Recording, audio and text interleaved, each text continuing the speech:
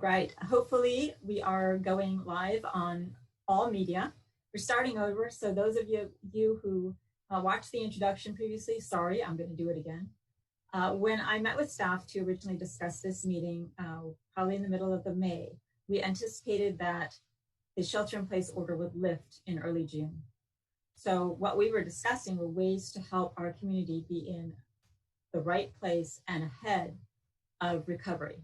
And we've been trying to do throughout. So we've been ahead on putting in place a moratorium on evictions. We were ahead on giving donations to our nonprofit providers. We were ahead on giving rent relief to our own tenants. So we have continually tried to be ahead as the order has changed. I've met with staff each time to try to make sure that we anticipate what's going to be going on. So we were very excited to start this meeting to get ourselves positioned in the hope that the order would change. It hasn't, it's changed slightly, but we're not in the mode where every restaurants are opening, for example, or retail is open for everything. Still, I'm very excited to have this meeting tonight. Thank you, council people, for joining me for a special meeting and joining all of you. There's been a lot of interest in this meeting. I have 62 people that are signed up to participate by Zoom. Our license, unfortunately, for the town only goes to 100. So I apologize in advance if you're frustrated that you find that you can't get onto the Zoom link, but you can watch on KCAT, channel 15 local. You can also go to Los Gatos website, losgatosca.gov, and look for the opportunity to stream there. And you can also stream on YouTube. That said, we're very excited to hear your ideas, and we're very excited to get to the discussion. We have 62 people, as I said, who are signed up. If all of you would like to speak at 3 minutes, that's over 3 hours. We are settled in and happy to do that. As I always say, if it looks like a long meeting, if someone has major point, think about whether or not you are going to make it differently or better before you speak. However, recognizing that, I know that each of you has your own story to tell and your circumstances are different. So I won't be limiting the time. You will still get your 3 minutes. And we will go through this hopefully in a productive and systematic way. So we ask for your patience in advance. Thank you very much for participating, and we look forward to hearing your ideas and suggestions. So given that, the next item on our agenda is, don't we have manager and council matters this evening, Ms. Ravetti? Not tonight, but we do have verbal communications for items not on tonight's agenda. Okay, so if anyone wants to talk to us about something that's not on tonight's agenda, and tonight's agenda is really pretty broad, anything to do with economic recovery, ideas for uses of public assets, be they property or funds, whatever that may be, that's all on our agenda. If you'd like to talk about something that is not that, this is your chance to do so. So I am not seeing any hands raised. And for those of you who, oh, wait. Now I'm seeing hands raised, and I hope I'm seeing them for the actual agenda item. So I'm just going to assume that maybe you actually want to talk on verbal communications about something that is not on tonight's agenda. So if that's the case, I see Paulette Altmeyer. Yes, can you hear me? Yes, I can. I was asked to speak by the Chamber of Commerce, so I don't know, where this exactly fits in, or not or on the agenda, but I'll just go ahead. I'm speaking in the context of the full-page open letter advocacy ad I placed on Saturday in the Mercury News. I mentioned this just as a mark of the extent to which I care about the cratering of our local economy. The open letter challenged Dr. Cody's decision to lag far behind what the state would permit based on our health metrics, which is imposing extreme financial hardship on thousands of small businesses and tens of thousands of workers. As of today, 46 counties, including San Diego and Orange counties, have moved to California's expanded stage 2, which includes in-store shopping and dine-in. Our current health metrics easily meet the state's criteria for expanded phase 2 reopening. Only Dr. Cody's unilateral insistence on indefinite delay stands in the way of reviving our economy. To be specific, there are 2 health metrics the state has set: For testing, the state requires the 7-day positivity rate be less than 8%. Our county is at less than 1.5%. For hospitalization, the state requires that the 7-day change average be less than 5%. We easily meet this and are usually less than 2%. There are also county preparedness requirements. Dr. Cody and County Executive Jeff Smith have demonstrated what I can only call total incompetence in this area. They are also demonstrating no urgency at all and are now talking about mid-July to meet the very high arbitrary target that they have set. Frankly, nothing will change as long as cities stand by and wait for them to officially reopen the economy. Meanwhile, the economic damage from the shutdown is fearsome and mounting, as we all know. Unemployment is at Depression-era levels, businesses are closing, families are going hungry, and financial stress is reaching pandemic levels.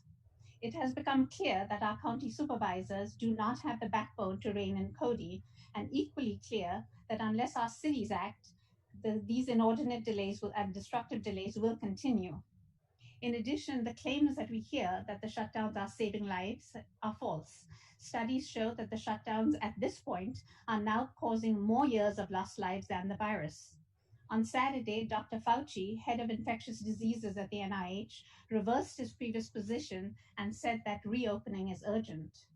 To save our local businesses, Santa Clara County cities need to join together on an urgent crisis timeframe to ask for, or I should say insist on, Governor Newsom's intervention to direct Dr. Cody and Jeff Smith to move to expanded stage 2. In parallel, cities should also announce that they plan to reopen in line with California's expanded stage 2, independent of what Cody has to say. This has been extremely effective with the governor. Witness what happened when 3,000 pastors said they were opening. So Ms. Altmeyer, I'm going to stop you for just a second because we automatically mute at 3, but I want you to be able to finish. So if you could get to the end of your comments. I only have one more sentence, so that's okay. Go for it. As I was saying before to shut off, witness what happened when 3,000 pastors said they were opening their churches this coming Sunday. Determined, urgent, and courageous action by our cities is imperative to prevent collapse of our local economy. Thank you. Thank you very much. And you did send that letter to the full council. We received it. Thank you very much. Heidi Owens.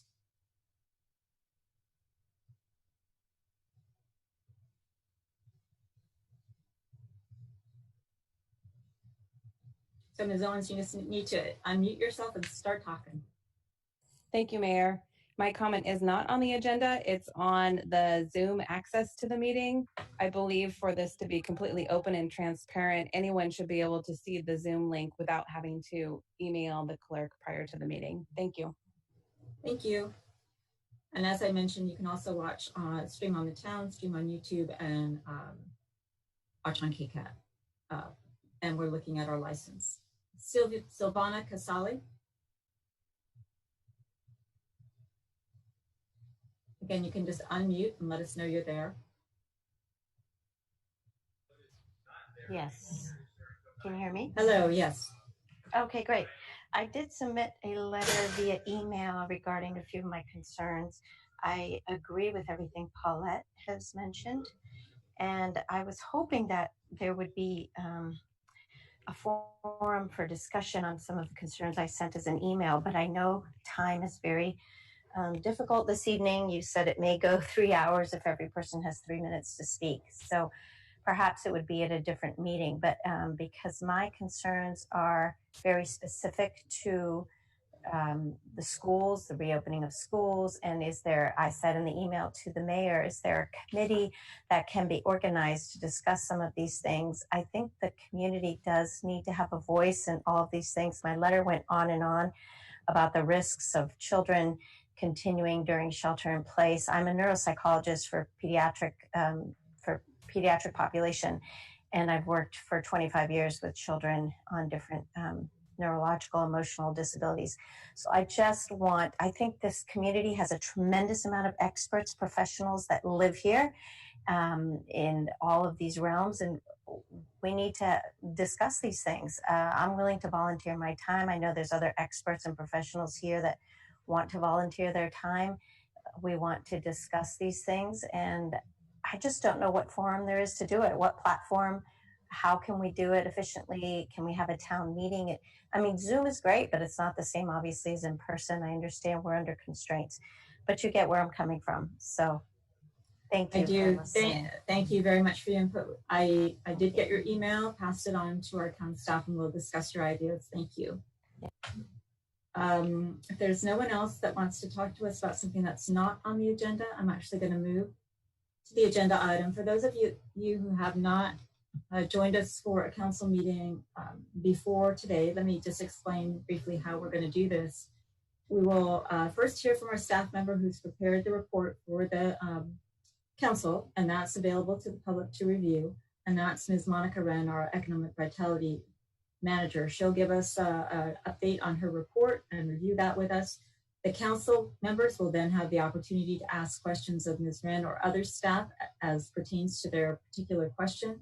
Once that is finished, then I'll open it up to the public. As I said, each person will have 3 minutes to talk. You may get questions from the council, and we'll try to keep your feed open in case that happens, but bear in mind that it's set to go off at 3 minutes, and we've got a timer on our screen. I'm not sure whether you can see it as a participant. Once that portion is finished, then the council will move on to actually discuss your ideas and further questions they might have with staff, and then we'll move toward trying to gain some consensus or make some motions about some of the ideas that we have heard tonight. So that's how it's going to go. So with that, I'm going to turn it over to Monica Wren. Monica? Thank you, Mayor. Good evening, Mayor and Council. We have some slides we're going to share with you, so give us 1 second. We'll get them up on the screen. There we are. Good evening. As the Mayor shared with you, this special meeting was called tonight to give the full council the chance to publicly discuss a lot of the ideas that we have been receiving over the last several weeks. There's been comments and ideas and support for our local business community and for our community at large to find opportunities to reopen, to come back together during amidst the COVID pandemic. So here on the first slide, you see that throughout the discussion tonight, I want to make sure that we continue to focus on all of these things. So a lot of the discussion is around public property, of course, which is in the downtown. But aside from our attraction to downtown, which is extremely important, we do want to make sure that our whole conversation, and it is the staff's intent to have the whole conversation include various business models, consideration for all of our commercial zones, impact on our residents, and then above all, within the context of complying with our current Santa Clara County Public Health Order. So there were really two overarching themes that came through all of the, next slide, please. Through all of our discussions, and those were community vitality. Again, how do we come back together? How do we reopen? And then second to that was how do we retain and attract our businesses? How do we keep those here who are already here? And what can we do to continue to stay relevant and stay competitive in the business community? So first, under community vitality, the majority of the suggestions and comments that came in could be put into these three categories. They're outlined for you in your staff report tonight, and we have our whole staff here to support you on questions regarding the logistics, the implementation, the budget. Briefly, the first would be pop-up parks or parklets in either parking lots or streets. These would be, the idea would be that it creates more open space for people to gather.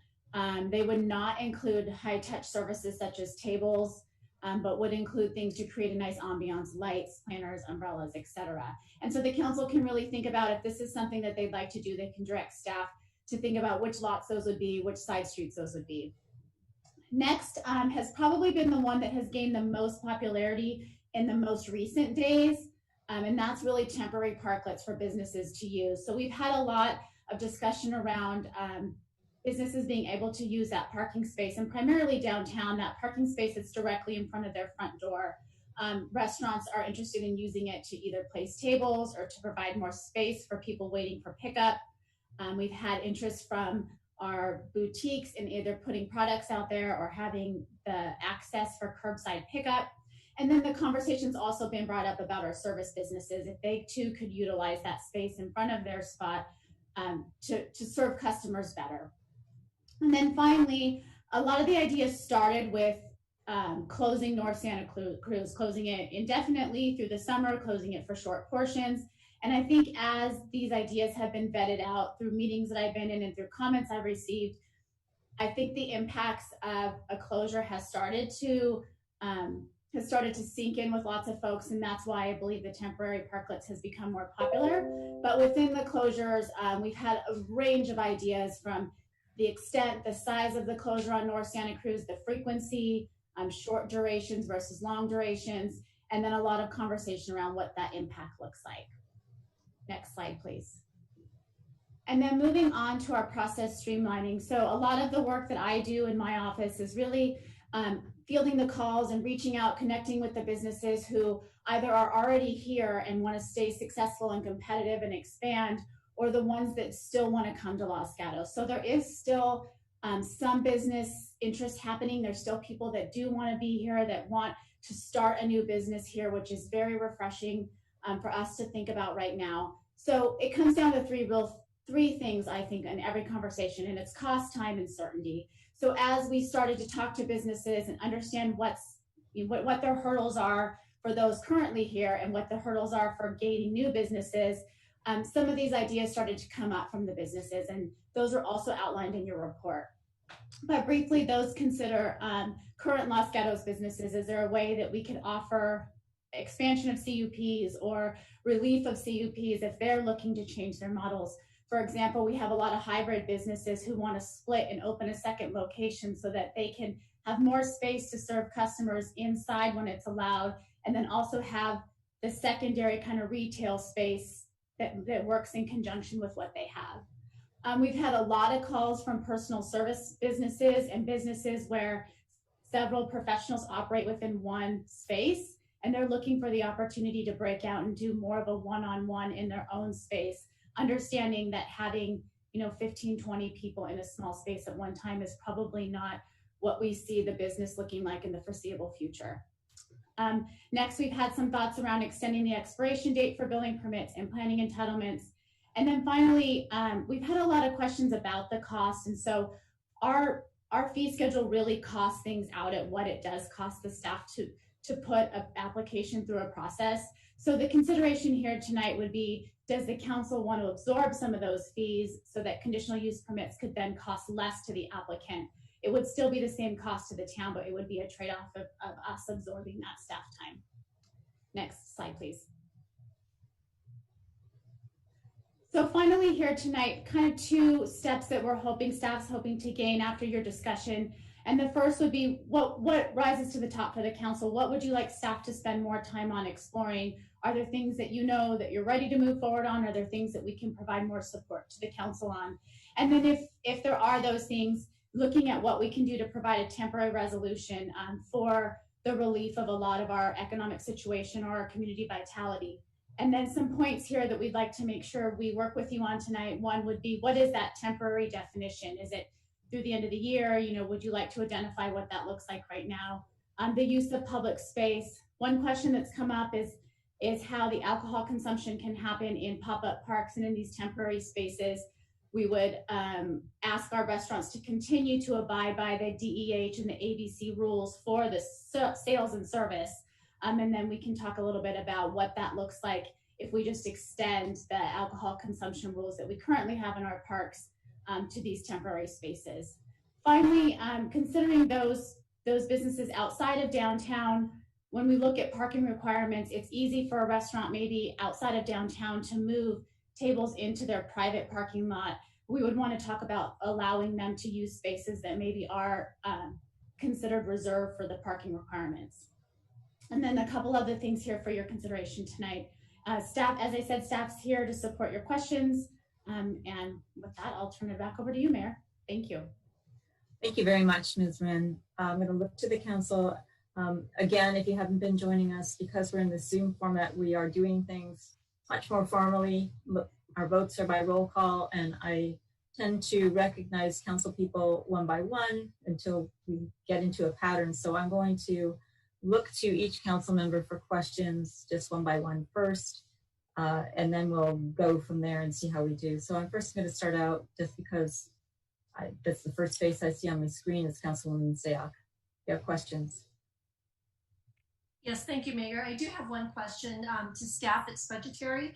At our last meeting, we had talked about a revenue stream for all these different ideas, and I know there have been several ideas that have been shared. One of the things that I had mentioned at the last meeting was utilizing the streetscape revitalization, which is about 1.9. In the staff report, there was an approximate estimate also of 2 million. So my question specifically to staff is there a staff recommendation on where the funds come from? Would you prefer that a motion come to repurpose funds from the CIP, or is there an identified fund already that staff had in mind? Thank you for the question. Yes, we are recommending that we repurpose an existing CIP project, and in the staff report, we are recommending the repurposing of the downtown streetscape project, which is approximately 1.9 or $2 million. Okay, thank you. Thank you. Hey, Councilman Rennie, any questions? If not, that's fine. You're shaking your head no. Vice Mayor? No questions, thank you. No questions, thank you. I have a question. It's basically a follow-up to Councilwoman Sayak's question on the financing. In our staff report, we have specific figures that are attached to a couple of the items. For example, the parking lot 4 has got a number attached to it, and I think that using the side streets has a number attached to it, but the temporary parklets or the K-rails, for example, do not.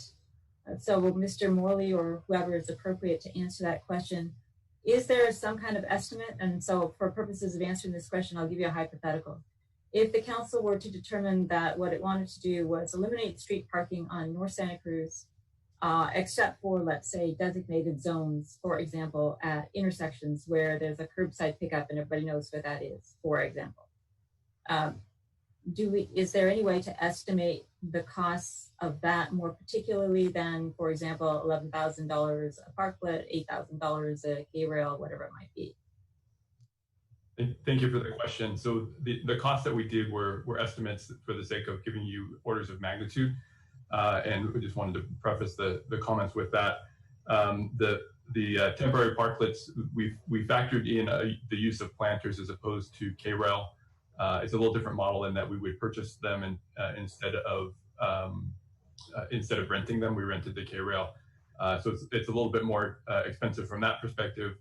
But the $11,000 per parklet would carry all the way through if you were looking at doing it with planters. And it's pretty straightforward, I think, math to do that per parking space.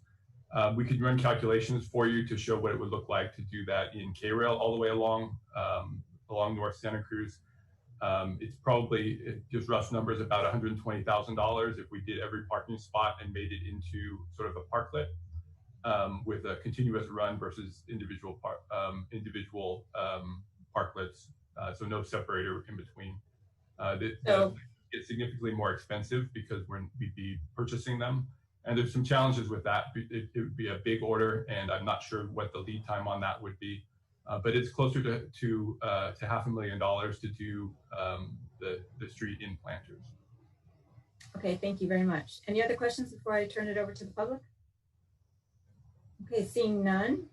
Ladies and gentlemen, if you'd like to speak and you haven't used Zoom before, you can click on the bottom of your screen, you can see participants, and you can actually click on a button that raises your hand. And when your hand's raised, I can see that, and then I can call on you. So as these hands get raised, I'm just going to call on people. So I see first Randy Chen.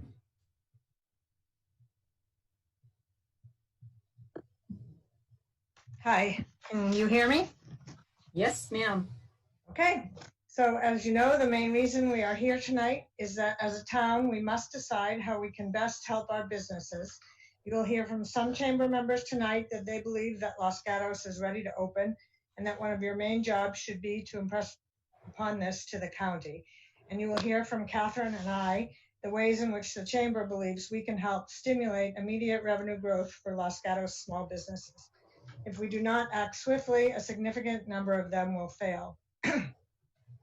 In a recent report of JP Morgan Company, they surveyed 600,000 small businesses found that most small businesses are operating with a cash buffer of under 1 month. We're significantly past that at this point, so you can imagine how our businesses are suffering. In your staff report, you have the Chamber's initial proposal. Because of subsequent outreach to businesses all over town, members and non-members, we have revised this proposal, which is the desk item you have this evening. So I'd just like to quickly review that. The Chamber feels that our option 1, which is allowing the businesses to use the parking space in front of them all over town, including North Santa Cruz and Main Street, is the most important step we could take. Restaurants would increase their capacity and retailers could expand their shops, all allowing for the social distancing required. This option is also the easiest to implement, the quickest, and the least disruptive. The Chamber now believes that what was option 3, closing North Santa Cruz,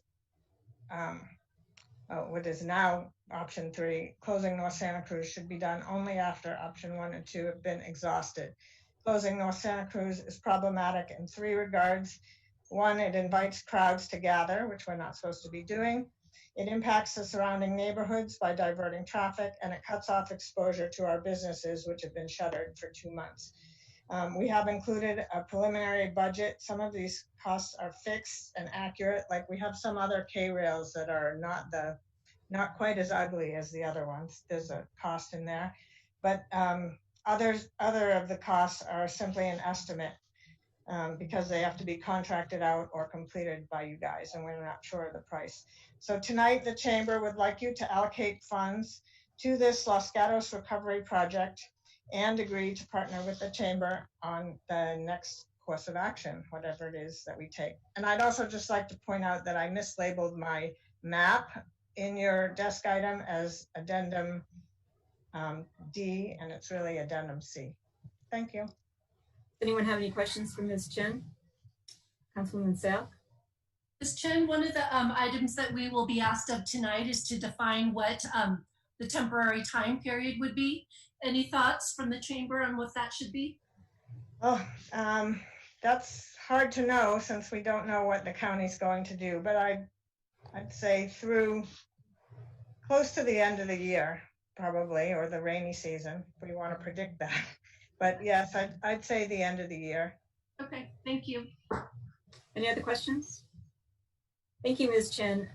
Ms. Chen, I'm not calling you out or anything, but we're all familiar with who you are and what organization you are with. So as the new speakers come on, would you please just give us your name and then give us an affiliation, a business, whatever it might be, so that in case we don't know you, that we do have a reference. So Jim Foley.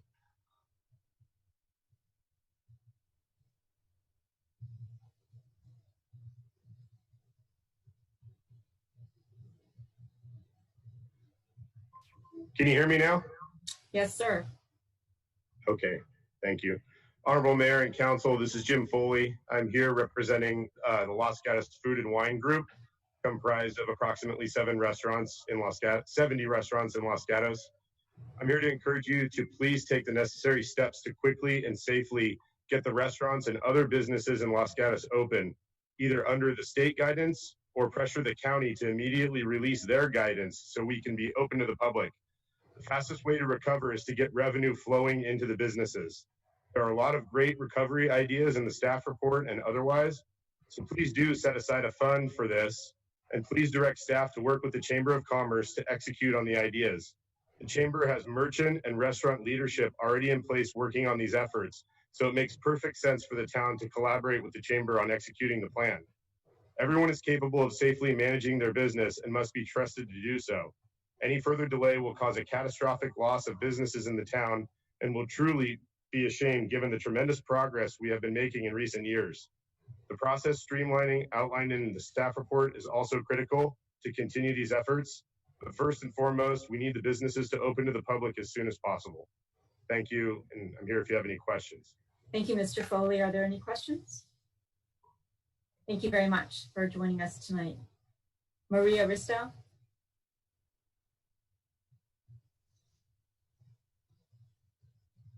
Okay, can you hear me? Yes. Okay, thank you. I submitted a 3-page letter today with an awful lot of detail, and I'm trusting that you've read it. We did receive it, and I'm sure all of us read it. Okay, thank you. So I won't go through that, obviously. One of the things I really want to emphasize is that now is absolutely the perfect time to implement the first phase of the Dixon parking study. I urge you not to delay on that.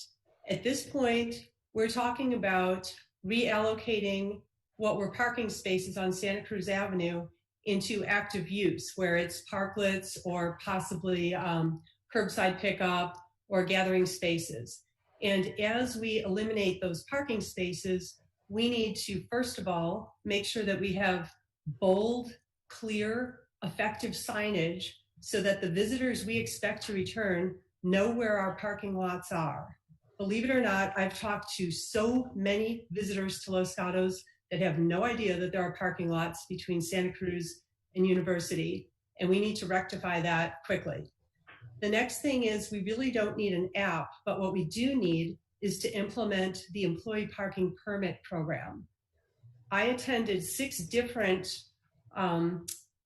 presentations by Julie Dixon as she talked about the parking study to a variety of groups. And one of the things she pointed out is that our employee parking problem took years to develop, and it would take time to change behavior. Well, with this crisis, we have an absolute perfect opportunity where the employees had a seismic shift in not being able to be downtown and not working here. And now as they come back, we can redirect them to designated parking zones where they can park once, where it's safe, where it's within 1 to 2 or 3 blocks of their business, and they are not taking the prime parking spaces from the visitors that we want. We know that we have spaces in our municipal lots that are all-day parking. We have private lots that we can potentially have an agreement where we can have some spaces there for our employees. And we have underutilized parking spaces in our residential areas in the Almond Grove and surrounding downtown. Using the technology that we have at hand with the license plate readers and with looking at occupancy, we know which streets are underparked during the day, and we have this infrastructure that we've paid for to park cars, and we can put some employees in those different zones. So I urge you to make this a priority, as well as supporting everything that the chamber is asking for. Thank you. Thank you, Ms. Risto. Any questions? Seeing none. Mike Calisi.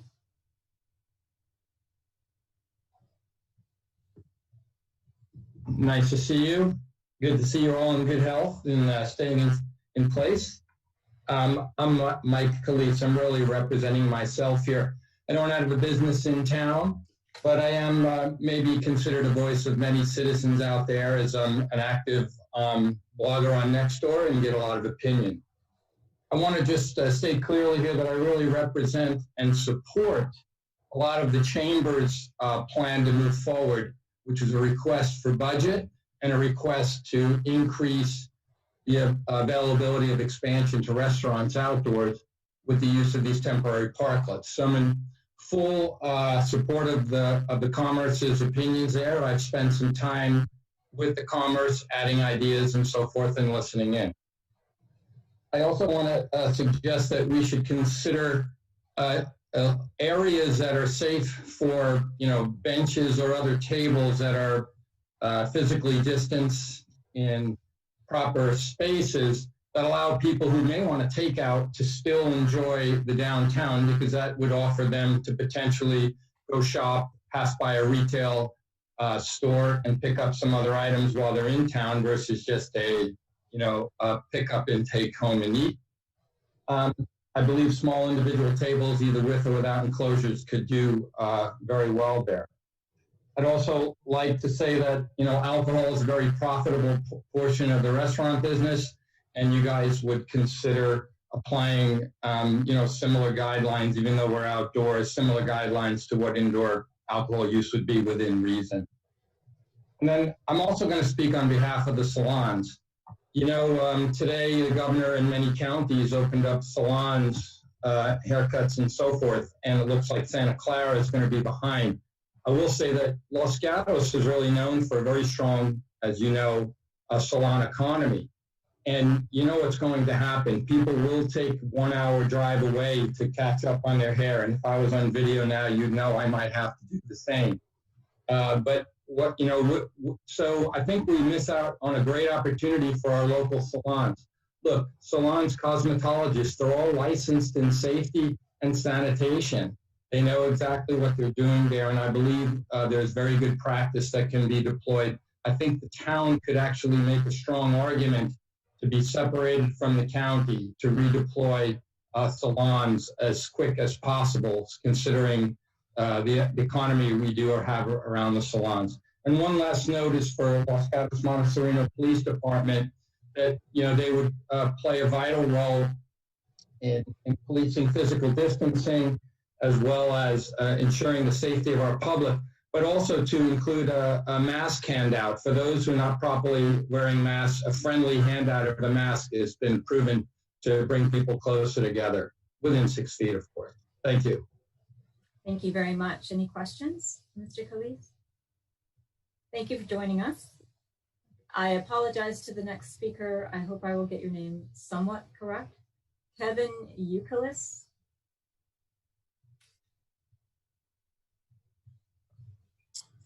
How you doing? Kevin Euclid, Loma Brewing Company. First time caller, long time listener. Monica got that one. Rob got it. Thank you. Just trying to bring a little laughter here. I know you guys are doing an amazing job in such a tough time. So thank you guys for everything you do. We are in a very tough time.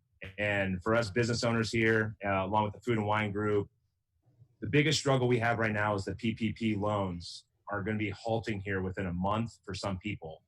And the biggest problem with that is we don't know what's going to come after that. So it's very vital for us to get open in some capacity in order for us to get a cash flow buildup for when our PPP loans run out.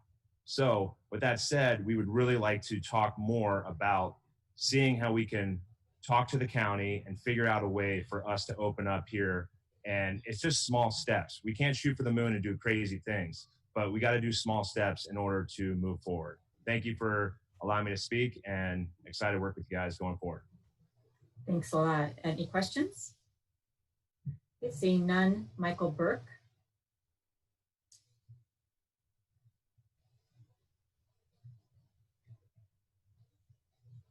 Thank you, Madam Mayor. Can you hear me? Yes. Can you hear me? Yes. Okay. Okay, great. Hopefully you got my letter today. I apologize for not being in the staff report, but we did. Sorry, I'm getting some feedback from KCAT's late. We did receive your letter. This meeting until the What's New newsletter went out on Friday. I mean, that was already past the deadline. Biggest point of my letter was, please don't close North Santa Cruz again this summer. You took our summer away, the town did, last year. The residents hate it, and the businesses at best are mixed on the idea. So please don't do that. Also, I want to say we need to recognize that the economy or the economics in regards to retail and restaurants has changed. I mean, you can't expect a business that was paying, I'm picking a number, $5 a square foot last year to be able to possibly generate through the rest of the year that type. So we need to figure out how we get the business owners and the landlords together, especially the landlords that have had the property for 20, 30, 40 years and have very low fixed costs, probably no mortgage, minimal taxes, but we need to make sure that they work as a team to make this work before the town steps in and bails them out. I also would like you make sure you read my suggestion on the using the parking spaces on North Santa Cruz not as parklets, but as where pedestrians would walk, so that the tables for the restaurants could actually be located on the sidewalk close to the restaurants, and you wouldn't have people, cars driving right by where you're eating. And you, the council, needs to address the concerns of the rest. We're suffering too. Let us enjoy our homes this summer, because today we were sweltering in place, but we're sheltering in place. And if our backyards and front yards become, nothing but traffic or noise or music, we're going to be miserable because we can't go anywhere. I think I'll wrap up with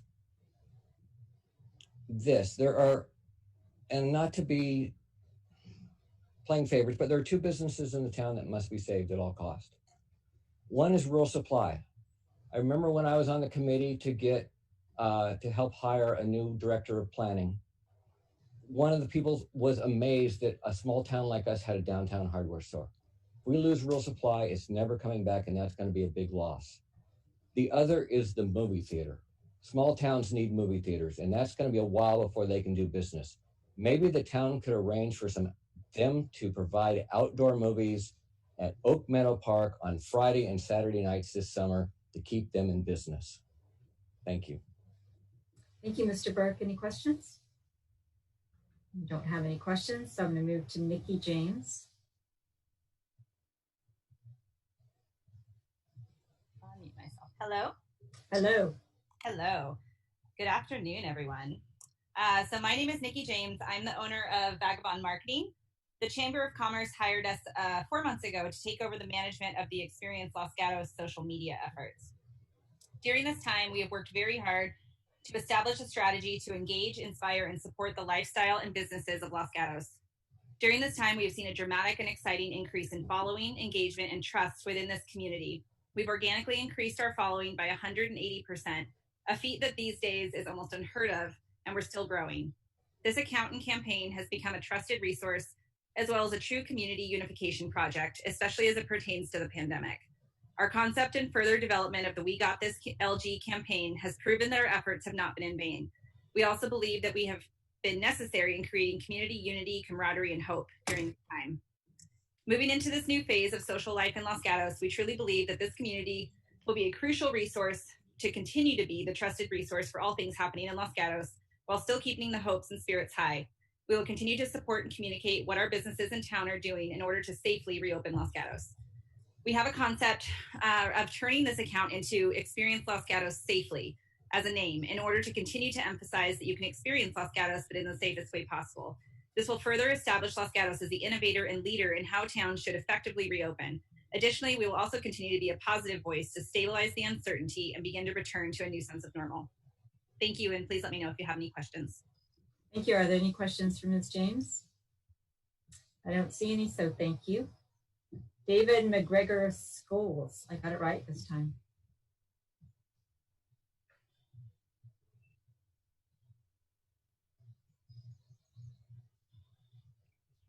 Did that work? Am I on now?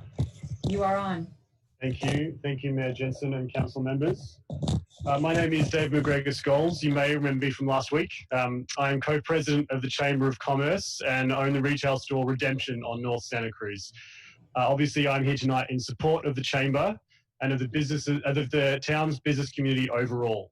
As you've heard, there are a couple of key points the Chamber has identified as being critical to beginning the recovery process. And we believe an essential first step is for the town to urge the county to prioritise Los Gatos' reopening. We have been diligent in adhering to the restrictions and recommendations laid down for us, and our low number of cases are testament to this. We believe we are prepared to start figuring out how we run our businesses in this new normal, while focusing on making our town the safest and most comfortable it can be for our workers and community at large. We are ready and willing to incorporate recommendations, guidelines into our various industries so people can return to Los Gatos with confidence. It is also our belief that the COVID-19 pandemic has had a comparable effect on the business community as a natural disaster, and that the town needs to react accordingly. So we are suggesting the Project Recovery Fund as a way for the town and chamber to work together to develop possible plans for return to what will be the new business as usual. The chamber is best positioned to implement said plans, and this has become more evident than ever over the past weeks. The chamber's dedicated staff have become an invaluable source of support and information for nervous business owners. And having this committed fund will also allow much needed flexibility for both the town and chamber to pivot as needed as the situation changes and evolves. The question was asked of Randy about time limits. There is no way we can know what's going to happen over the next 6 months to a year. So being able to change and move as needed is going to be incredibly important. Now, first, from a merchant perspective, opening our doors safely is paramount in our minds as we move forward. It's our understanding that some of the biggest concerns that our merchant community has is that they are set up in the best way to offer safest environment for both workers and customers. So to this end, whatever can be done to help our merchants correctly implement guidelines to allow for reopening will be invaluable. We as the Chamber will be doing our best to help the businesses pivot, but the town will need to be prepared to offer clear direction while being flexible and understanding as this process develops.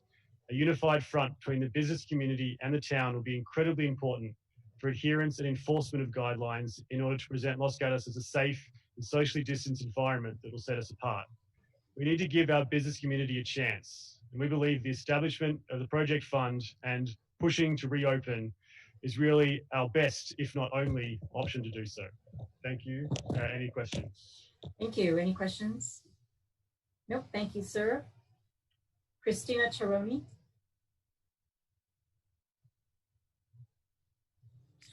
Hello, can you hear me? Hello, yes, you can. Hi again. How are you? Good. How are you? Good. Hello, Mayor, council members. I'm here to show my support for the Los Gatos business community and the Chamber of Commerce. During my time as an ambassador for Feed the Need, Feed Our Heroes, and the restaurant hospital coordinator for Frontline Foods World Central Kitchen, I witnessed the trials and tribulations of our restaurant community. Most of those who receive the PPE are facing the following challenges: being required to spend 75% of the loan on payroll, hiring back employees within 8 weeks from the date the loan was funded, and yet they are still not able to reopen. Additionally, once they are able to open, some will have to operate with a full staff at 40 to 50% occupancy. I believe allowing the outdoor dining for the restaurants would help offset the table deficit. I love the current parklets, and I did love the ones that you had temporarily as well. I'm hopeful that the town and the Chamber of Commerce could develop a plan together and maybe have a unified parklet for everyone and possibly get bids in an effort to get the cost well below, I believe, $80K, which is what they were paying. Is it possible to present a 50-50 plan where the business pays for half and the town pays the other half? And for those who already paid, could they receive some type of reimbursement? I truly think the downtown would look vibrant and unified. Also, closing North Santa Cruz periodically has been suggested on the weekends, would allow outside dining and shopping. I think that's a great place to start.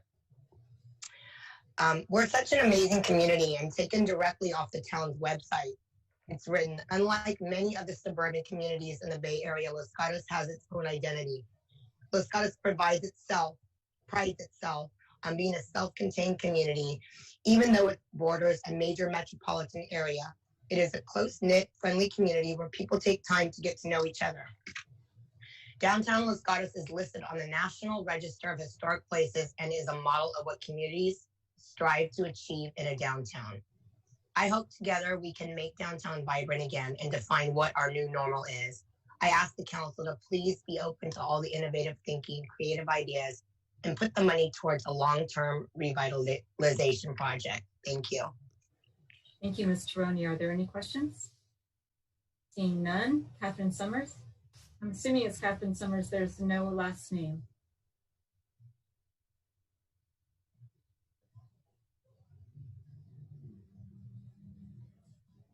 Can you hear me? Yes. Great. We'll talk about wanting to get the town engaged. Oh, I'm Katherine Summers with the Chamber of Commerce, but you all knew that. Talking about wanting to get the town engaged, I'm blown away by the response to this meeting. And really, to everyone listening out there, thank you. We now know that you really care.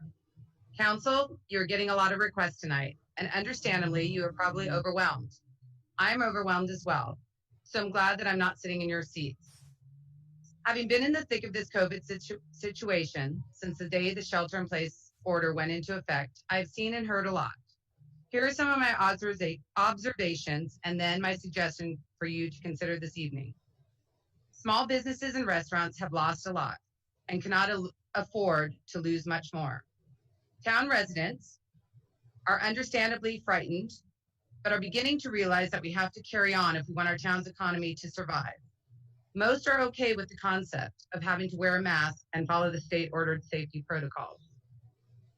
We need an immediate plan so that when we get the green light to open even an inch further, we are ready to move. The town is counting on the council to be proactive and to help us get ready to open safely and securely. The main reason we are here is because we need to figure out how best to begin generating revenue in this town again for the good of all. With a little help from friends and foes alike, you can see how you can reallocate up to $2 million in the Gatos for the Los Gatos Recovery Project Fund. The 2021 budget has yet to be passed, and by making a few small adjustments, we will be fine. For sure, make this fund a committed reserve, which leaves all discretion of how it is used in your hands. If we find that recovery takes 3 months, great. You reallocate that money back to where it originally came from.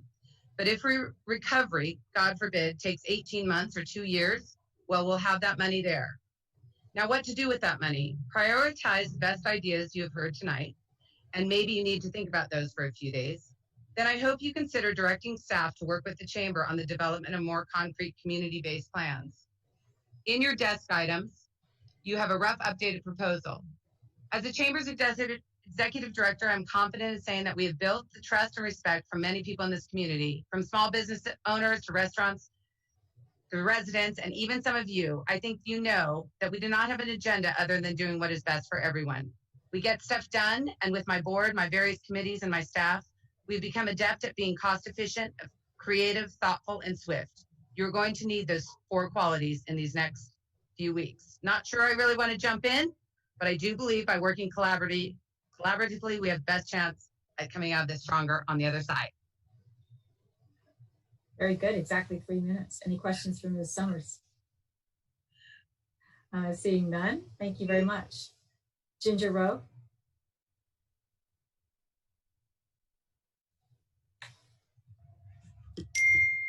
Hey, can you hear me? Yes, and I also hear a big loud ding. Oh, that was my computer. Can you? Okay, sorry, I'm Ginger Rowe from Time Out Clothing. And thank you, Madam Mayor and Council, for hearing me tonight. I'm going to reiterate a little bit of things that people have said already, but I really want to think about what we have gone through as business owners in this community. Every one of these businesses and restaurants has taken this time to shift and change our business models and our restaurant models and do the best that we can. But I really think it's now time for our council to stand up for us against the county of Santa Clara. The state has divided all of the state into counties and allotted openings based on low infection rate. We are, last I checked, at less than 1% of infection rate in our community. It's now time for them to divide it down by town within the county. It's ridiculous that we're being held to the standard of a large city. I understand what they have, but we are also not major department stores. There's not a business in this town that has more than 3 to 5 people ever in it on a good day, except for perhaps Apple. Now, they're going to have issues. Every one of these businesses has worked really hard to clean and change and adapt, make it safe, and put safety features like screens and shields in for the safety of not only ourselves, but our customers and our employees. I would hope that you guys could take a stand and be the strong voice for our businesses and restaurants, and soon to be, hopefully, salons. This is the time that you also need to pivot for our community. The curbside pickup is not going to sustain our business. We cannot maintain to stay open and pay rent and pay employees with curbside delivery. There's nothing more than having a website and doing deliveries or shipping. So I urge you and I beg you to please stand up and be the strong force that you can be for our business community. Thank you, Ms. Rowe. Are there any questions? Thank you very much. Andrea Romano.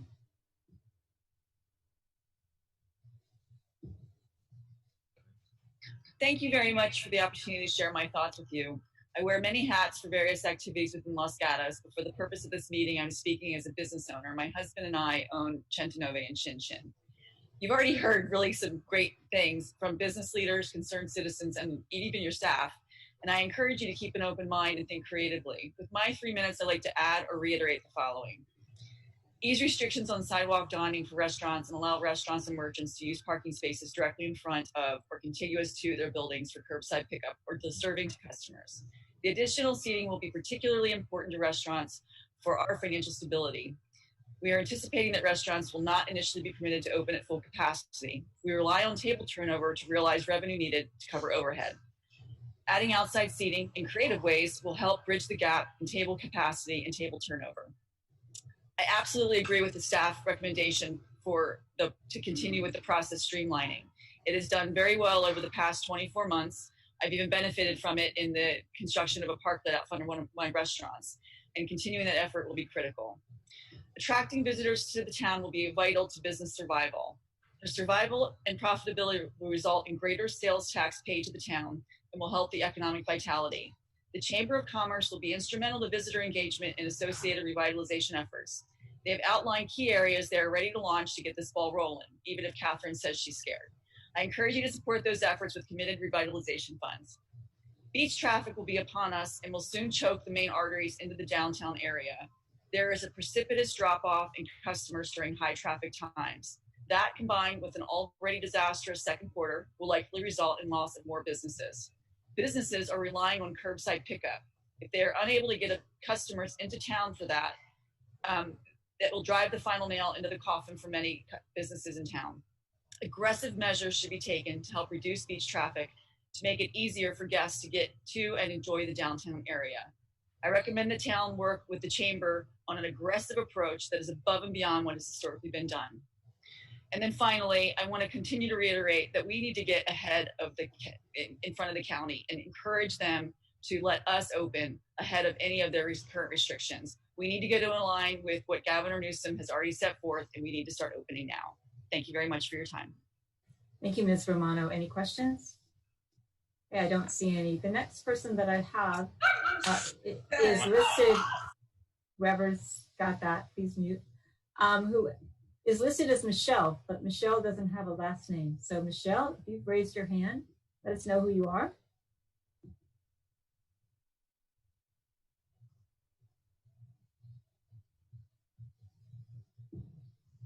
Can you hear me? Yes. Okay. My name is Michelle Johansson, and I'm a resident of Montessorino, Los Gatos.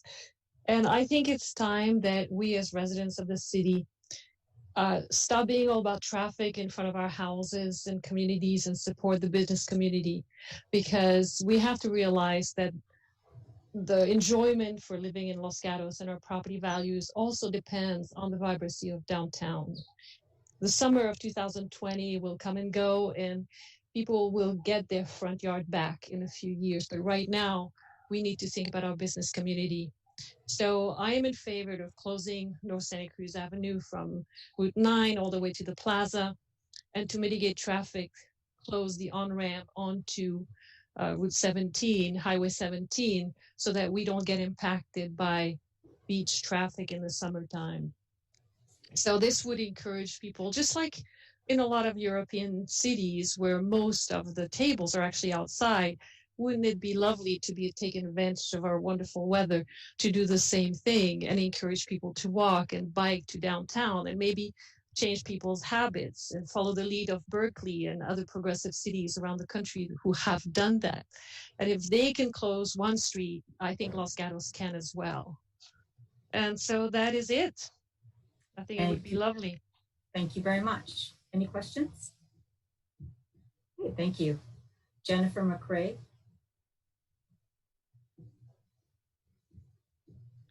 Can you hear me? Sorry. Yes, yes. Hi, I'm Jennifer McRae, the owner of Kismet Boutique.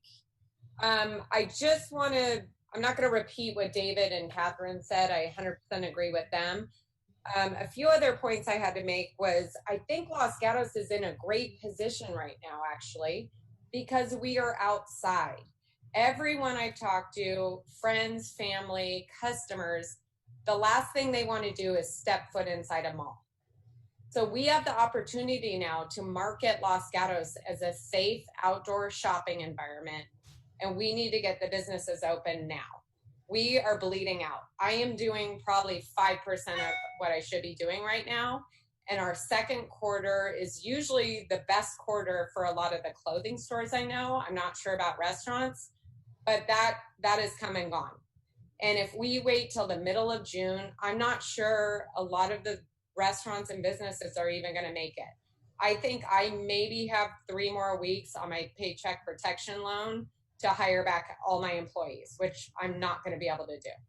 So that's one thing I wanted to say. I completely agree with Andrea about the beach traffic problem. I have noticed on Friday and today, because of the tree trimming on 17, the traffic was horrendous. And that scares me to death for the summer, because I'm watching these people sit out in front of my store. They're angry. There's tons of traffic. It took my husband an hour to get to Los Gatos from Willow Glen today.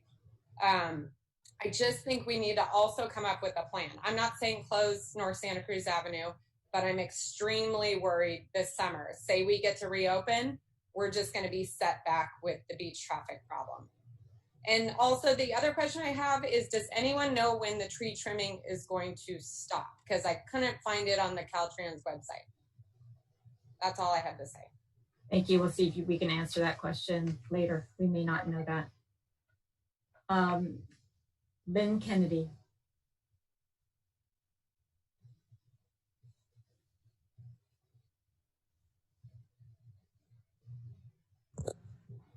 Hi, thank you. For the most part, I'm Lynn Kennedy, a resident of University Avenue and stuffed with takeout meals.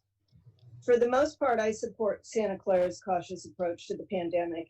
It's hard on businesses now, but hopefully they won't have to close again. In that vein, I support measures to help businesses by facilitating access without encouraging gatherings. These measures should help customers shop efficiently and protect the health of the community. So please, keep all parking lots open and all streets open for normal traffic flow. I support your designation of customer pickup parking spots on lots and streets. I hope you'll adjust placement, improve signage, monitor use, and enforce as needed. I could also support temporarily giving up a limited number of parking spots on our commercial streets. If restaurants with no outdoor dining areas or parklets need some temporary sidewalk tables, adjacent parking could be blocked off to allow pedestrians to walk in the street around the tables. No expensive ambiance would be required for this. K-Rail would be fine. Please don't make any exceptions to our sensible noise ordinances. Don't allow amplified music outdoors. Under no circumstances should North Santa Cruz or any other streets be closed to traffic, even for limited periods of time. Staff found last year that the capacity of the University and Main intersection makes two-way closure unfeasible, and University Avenue residents and others protested en masse about the plethora of negative impacts. Gridlock, confusion, and frustration won't promote business. And you can't forget about the impending beach traffic, as many others have pointed out. And remember, please, that Michael Burke made an excellent proposal to help improve traffic flow. Please consider implementing this. We don't need pop-up parks. As I mentioned, this is not the time to encourage gatherings or make it hard for customers to get in and out of town or park.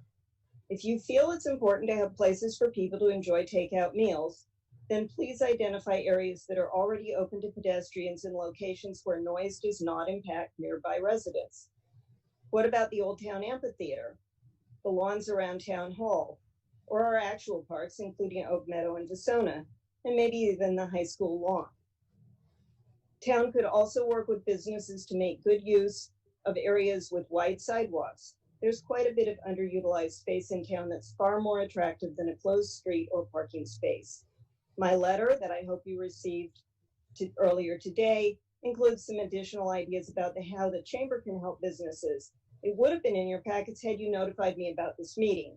I again implore you to provide notice to neighbors about issues that will impact them. Your stealth approval of the Grays Lane closure was appalling.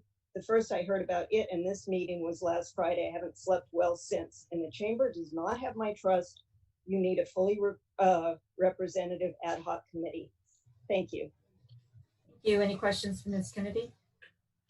Seeing none.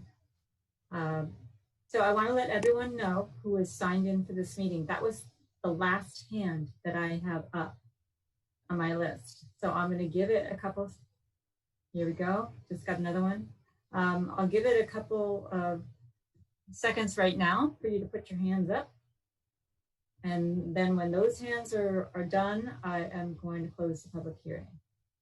Okay, so the first one that went up is Heidi Owens. Thank you, Mayor. To the council and staff, thanks for your outstanding leadership through this pandemic. You're all doing such a great job. I commend you. I'd encourage the council to think about three things moving forward into discussion and decision making. The first is adaptability. So think about allocated funds in a way where they can be used flexibly as the chamber and Monica see fit. They are exceptionally capable stewards, and there are at least 100 different ideas being floated, so we need to be really flexible in how the money is spent. Two is a long-term strategy. So this is going to be a long W-shaped recovery. We need to plan for the long haul and think about what comes next for the decisions we make for the economic recovery effort. Short-term fixes need to be applied with an eye toward our longer-term goals. The council should apply the $2 million to recovery efforts through December 31st, but realize we may need to look at additional funding at mid-year for another $2 million from the disaster fund. I encourage Monica, Katherine, and Matt too to think about each move in terms of what comes after that and where do we want to be in 2 to 5 years. The third thing is comprehensive coverage. Recovery efforts cannot be focused only on the downtown area. It's just not fair. We have delightful businesses on the east side that are struggling too. For this reason, please consider business license waivers or even refunds as a way to provide equity and business support. So finally, I want to emphasize how much support these efforts have from the town residents that I've spoken with and the community groups that I've attended. When we see our most fierce budget hawks advocating for the town to spend money on this, you know you have the full support of the community to make this move. Thank you. Thank you, Ms. Owens. Any questions? Seeing none, I'm going to move on to Brian Edwards.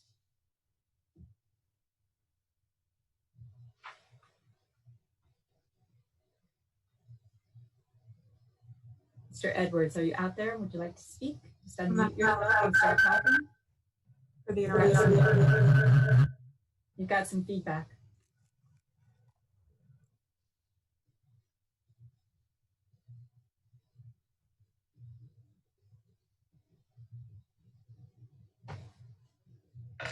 Let me give it another try.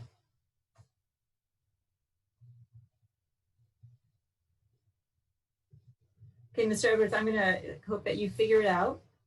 Keep your hand up, and I'm going to move on to others while you see what you can do on that. So Katie from Affordable Treasures.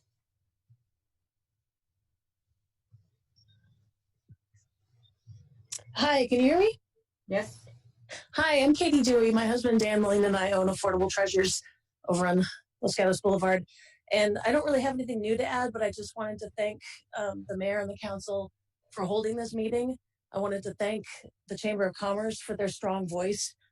And I want to especially thank all of my fellow business owners who have taken time to chime in and let everybody know what this has been for us. It's tough times for everybody. And I just wanted to say I feel a lot less alone right now because I think the town is pretty unified, and that's a really great thing. So thank you very much. Okay, thanks for joining us tonight. Alex Holt.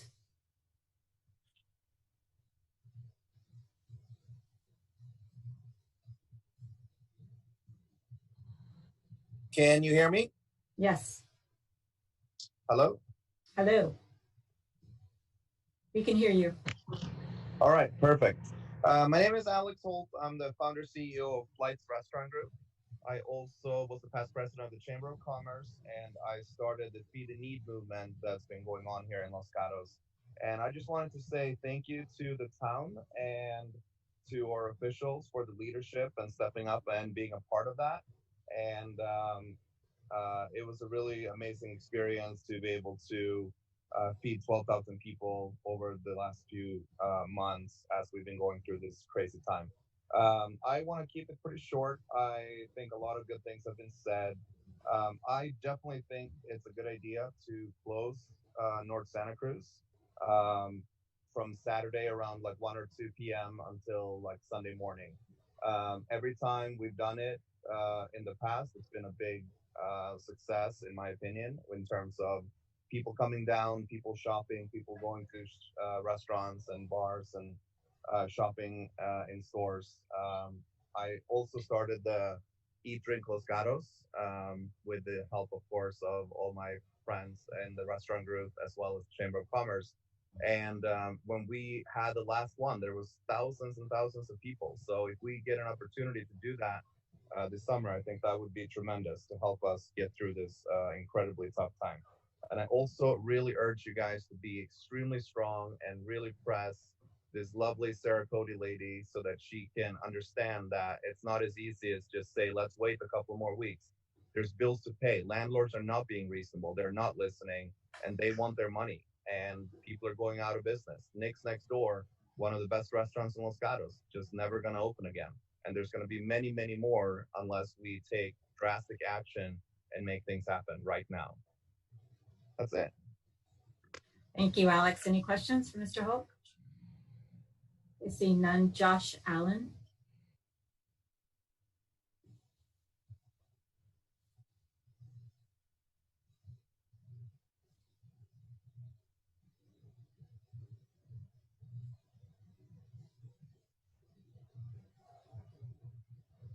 Mr. Allen, it looks like your mic is on. Do you want to start talking?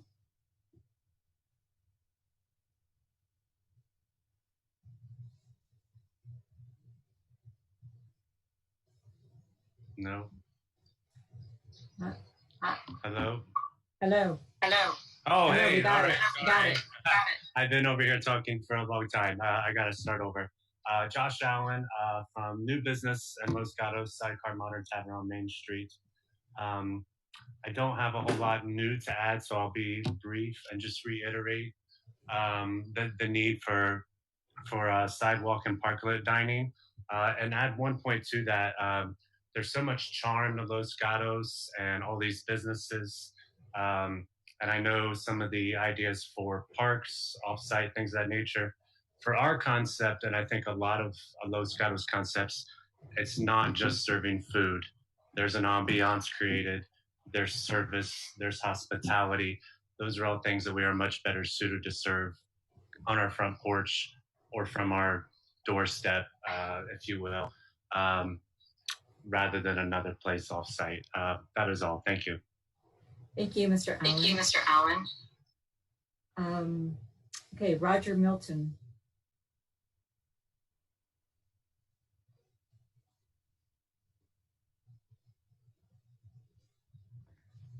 Can you hear me? I probably sound like the strangest Roger Milton that anyone's ever heard. You do not sound like Roger Milton, so let us know who you are. My name is Jill Milton. Roger Milton is my husband, and he joined this town hall. I have never attended one of these. I've been a Los Gatos resident for 31 years, and I just want to say that I give enormous support to our businesses to reopen, and I would look for the town of Los Gatos to lead the county of Santa Clara. Enough is enough. Everybody else is opening in the state of California. You need to save our businesses. We're well under control with the COVID, pandemic, and I would look for you to lead. That's all. Thank you so much. Lots of great thoughts have been shared today. Thanks for joining us. Brian Edwards, do you want to try again?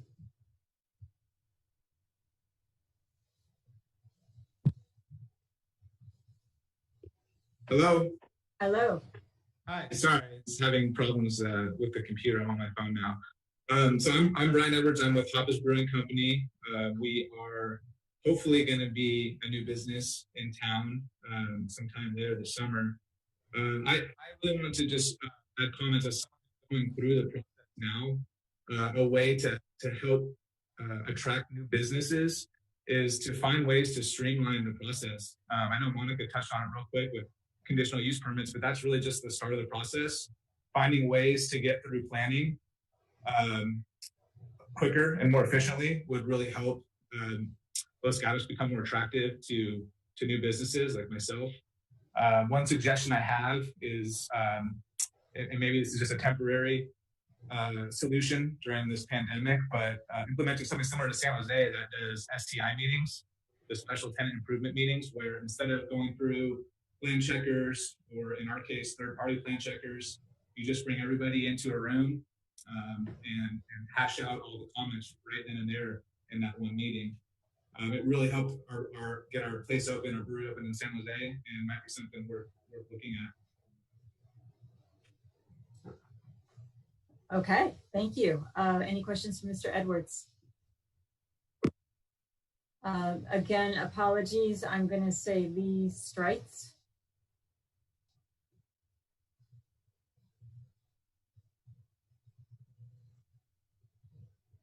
Yes, this is Lee. Can you hear me? Yes. Did I get that right? Yeah, Lee Streitz, yes. I'm a homeowner in the University Edelin district here in downtown. I just wanted to call and say that I would support anything within the downtown area to increase business and support the businesses. I bought my home in this area specifically because I wanted to be able to walk to a vibrant business community. If I wanted quiet, if I wanted less traffic, I would have bought a home out in the middle of the suburban sprawl. There's plenty of that in South Bay. So with that, I would support, even though it would increase traffic in my neighborhood, closing North Santa Cruz, if that's what the businesses felt was best to support them at this time. Any temporary pain on my part would be absolutely worth it. So thank you very much. Thank you very much, sir. Jennifer Kroll.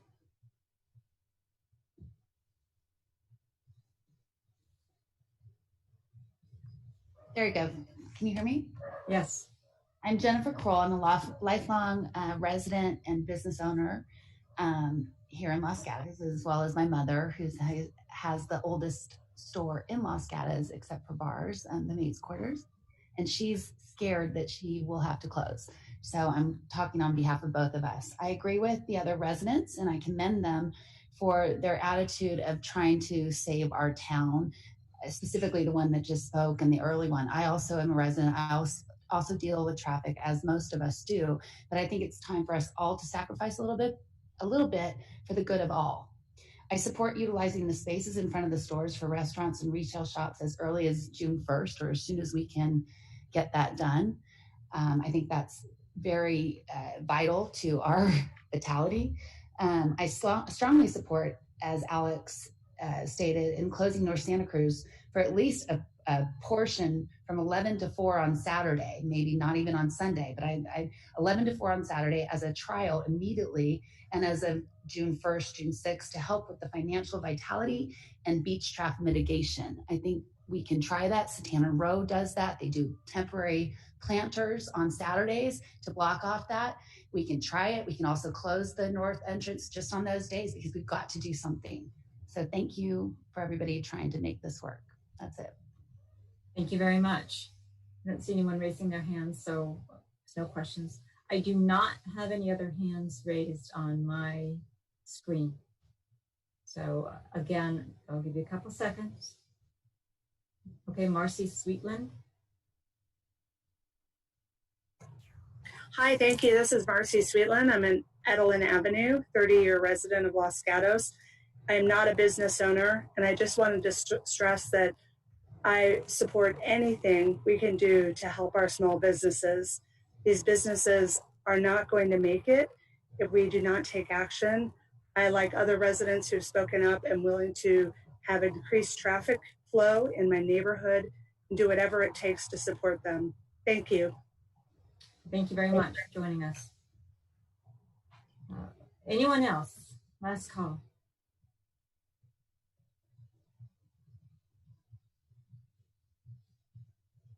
Okay, I am not seeing any hands pop up, so I'm going to close the public portion of the meeting. Thanks everyone for joining us, and thank you for your comments and ideas. We really appreciate it. As I indicated earlier, this is the time when I'll now open it up to the council for any questions that they might have of staff before we get to a discussion. So council, any questions? I'll look for you to raise your hand. Councilman Sayoc. Thank you. Three questions of staff. The first is to Monica. Ms. Wren, you had mentioned in your staff report that one of the suggestions staff had was to do a resolution so that the allowances we have in the park for alcohol would also be allowed outdoors. Could you just expand on that, what that means, and what exactly, if the council agrees with that, what you want from us? Sure, thanks for that question. So currently our town code allows for folks to have beer and wine in our parks as long as it's accompanied with a meal, which is what a lot of folks take advantage of during music in the park. And so typically that had stayed only in our permanent parks. The suggestion was if we wanted to utilize any other pop-up parks or open spaces for folks to dine and consume their alcohol that they purchase from the restaurant, that we would need to just add language in the resolution that extends that town code to allow alcohol consumption with meals. And that wouldn't be for the parklets. If there were parklets that were under the responsibility of a restaurant, then they would actually go out and extend their ABC permit to control that parklet area. This would be if there was a pop-up park, or for instance, you could extend it to Gray's Lane. If you wanted to use those public spaces to allow people to take their takeout and eat, then you could consider adding that to the resolution. Okay, thank you. Thank you. My second question is to Director Morley. A lot of discussion about closing Santa Cruz, maybe doing it limited time. And if you could remind me, one of the things, I know we've done this several times now in the summer, and am I recalling that it's best to do it in chunks so that the staff or our contractors don't have to go out there one night, remove it, put it back another night? Like, what are some thoughts to do it efficiently so that it actually works and the message is reinforced? Thank you for the question. So yeah, I think you've hit on it exactly there. That for every time that it's set and picked up, it's a set cost to do that. So if we put it down on, say, a Thursday night, Thursday afternoon, and pick it up Thursday night, and then repeat that Friday night and Saturday night, those are three separate setups and pickups that we would have to pay for. So it might be a more cost-effective solution to pick a series of days, maybe a Friday, Saturday, Sunday, or something along that line, and leave it set for that period of time. So you would have the extended setup for the evening and then into the daytime of the next day. Okay, and then Ms. Risto had the suggestion of we seem to be looking at closing North Santa Cruz often. Is there some way to do some permanent infrastructure so that it's not the K-rails and actual people putting things up and down the street? Are there infrastructure things we can do to make this easier in the future? So a qualified yes. To some extent, there is infrastructure like automatic pop-up barriers that we could do.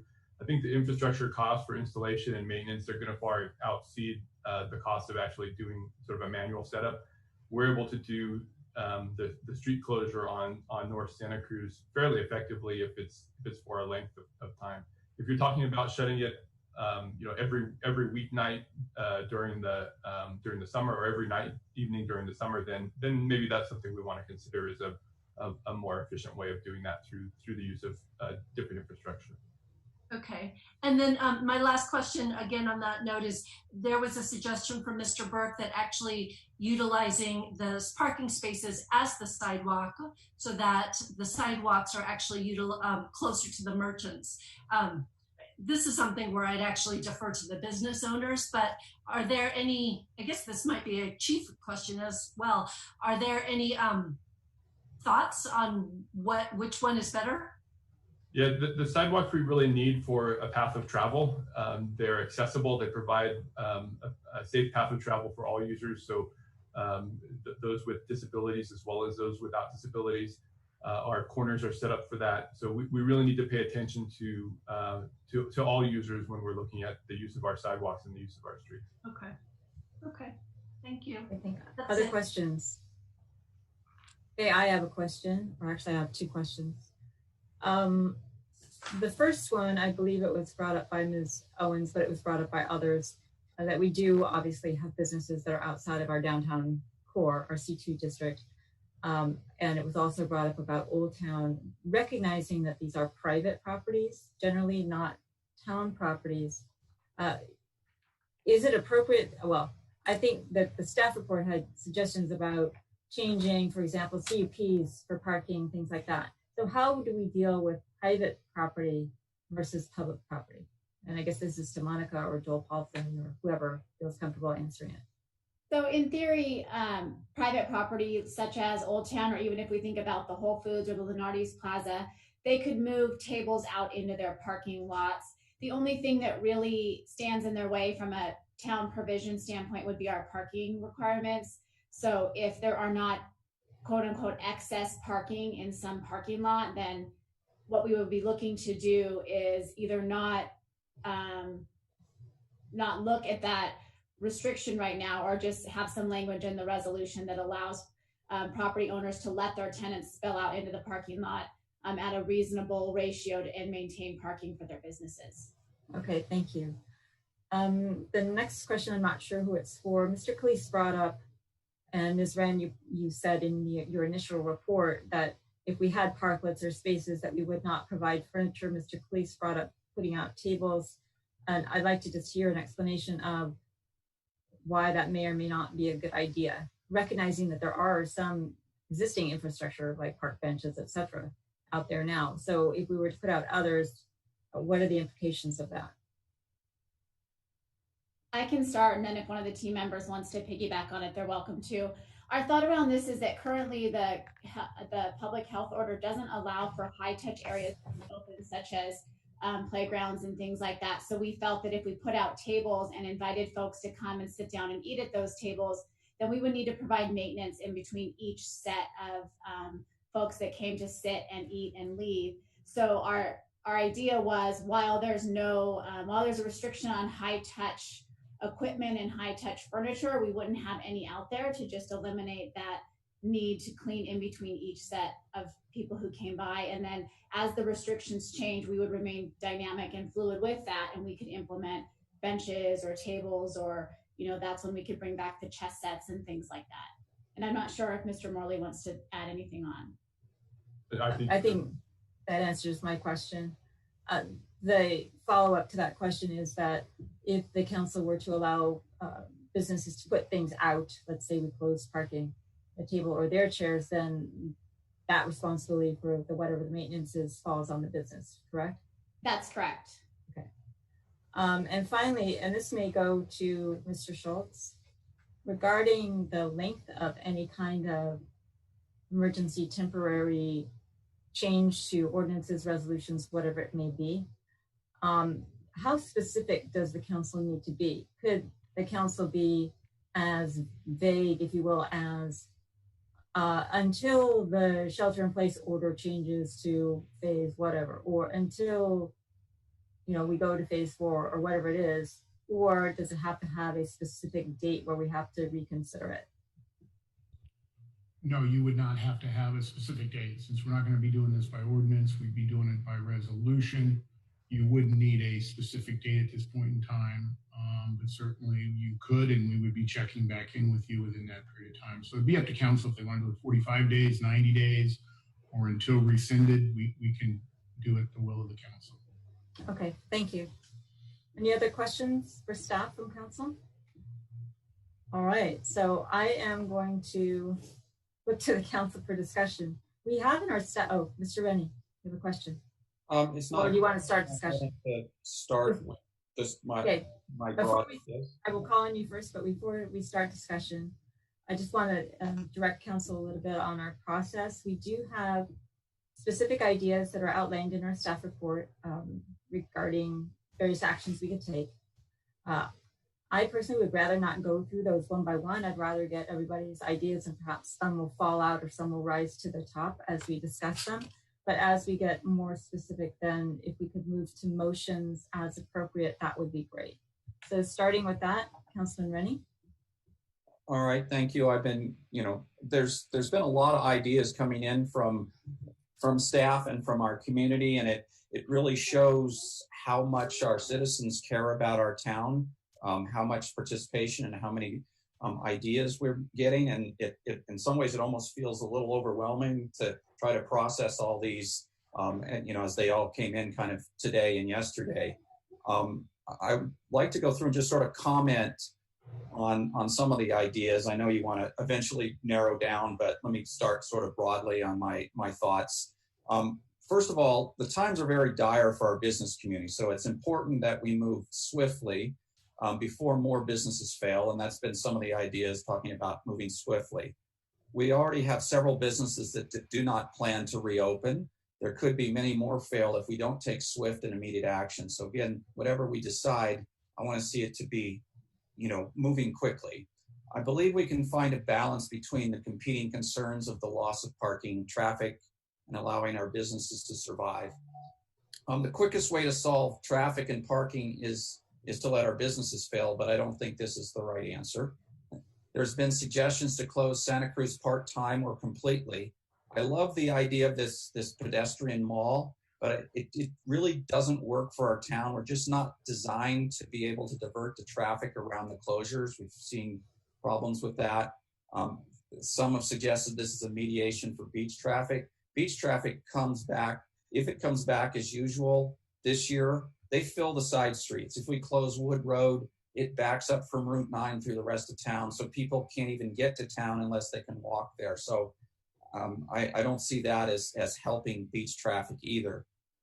We could try, as is being suggested, close during lower traffic times, but I think the idea of repurposing the parking on Santa Cruz rather than a full-time closure is probably a better compromise. Of course, we need to have dedicated areas for curbside pickup, as been suggested, since this has kind of become the new norm, at least for a while. I'm also supportive of closing side streets in favor of park or parklet type pop-up settings, as has been suggested. I think those are good ideas also. I also see a lot more people out biking and walking and I like the idea of encouraging this new habit that people are getting. It's both good for our community's health and reducing car traffic. So there's been suggestions to help continue that. I think from Maria and some others. So I'd like us to think about that also. There's been suggestions to let the chamber help with the ideas and implementation. I think this is also a good idea because they're probably closer contact with businesses than our staff. I know our staff is in contact with businesses as much as possible. The chamber has a larger number of volunteers they can draw on to help implement these things. So I like the idea of having them involved. And again, it's been mentioned a few times, we need to stay flexible. We don't know which of our actions are going to create what kind of negative effects, and we might need to adjust. We don't know which of these may have no positive effects and have some negative effects. So flexibility is going to be important. I think we've said this before. Allowing the temporary parklets is a good idea. I want also to make sure we support retail business when we do that. They need to be able to use outdoor space to help revive their sales, to make people feel safer. Some people don't feel safe going inside stores. They may feel more safe being outdoors. Quite a few people use our farmers market. So can we do it for retail also? The restaurants are mentioned a lot, but we need to help. We need to do something to make sure the retail can also get their business back towards normal. The K-rail was not very well liked. The staff's idea of considering to buy planters may be a better solution. It sounds like it could be expensive. I don't think I really saw a cost on it, but it's potentially worth it. I'd like to see, I'm not sure what the right answer there is, but some more discussion on that. If we do some kind of closing most of the parking, you're going to need long stretches of a barrier. So there needs to be more discussion, I think, on what we want to do there. I can't see why we would not want to reduce the parking requirements. That's come up a few times to be more flexible, allow businesses to spill out into the parking lots. I can't see why we wouldn't want to do that. if restaurants cannot fill to the density that they were approved and that we have parking supposedly for, you know, many more people are not going to be willing to visit the retailers at these levels also, and, you know, until they feel safer. So I can't see that we need all the parking. You know, if we decide we want parking and not allow businesses to spill, we're not going to have enough business to fill the parking. So it's kind of a balance in there somewhere. So I definitely think that we should consider a lot, you know, the reduction in parking requirements. Let's see.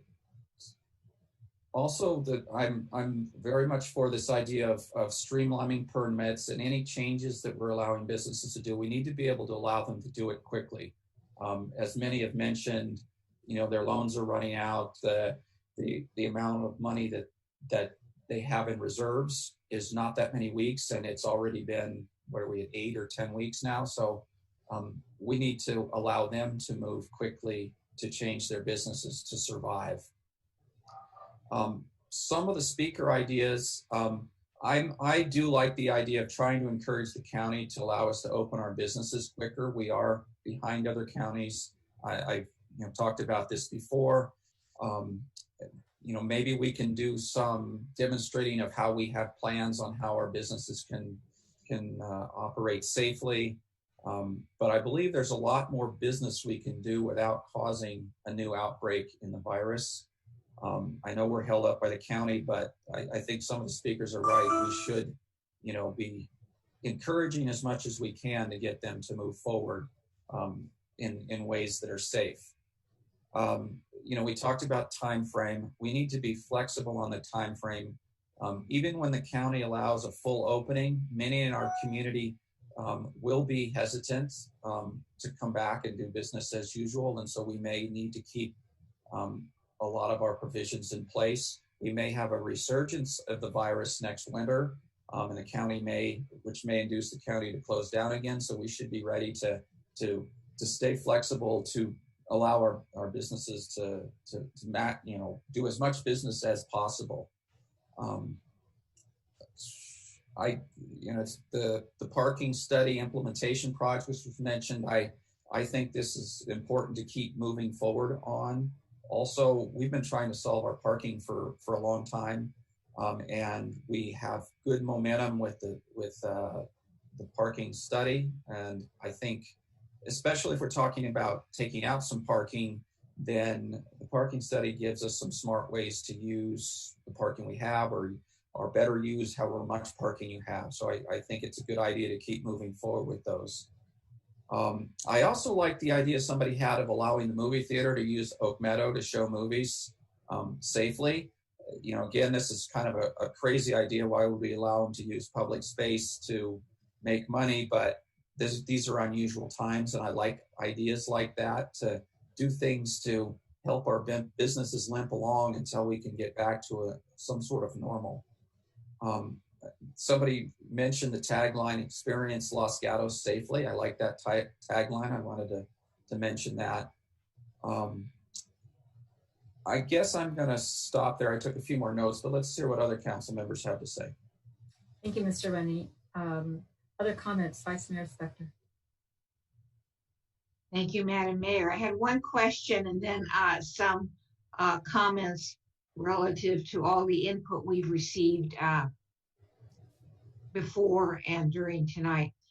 The question for staff is, at least one, maybe two of the speakers referenced the landlord still receiving the rents or not reducing rents. Does staff have any input on that? And I am assuming that's something we can't do anything about, but I'll ask that of staff too. That's correct. We don't get involved in the private agreement between the landlord and their tenants. And I'm assuming you haven't heard that any landlords are reducing rent or making any kind of accommodations? I have heard that some landlords have reported to me that they're making accommodations, either deferring rent, allowing it to be paid at a different time, reducing it. There's a lot of different structures out there. I have heard of some of our landlords doing it, but in terms of us setting any guidelines, that hasn't happened. Okay, thank you. Now, with regard to all of the information that we have received from the community tonight and before, first of all, thank you. The input was, as always, was very good. It was very substantive. It was very thoughtful. So I appreciate it. I know we all appreciate it.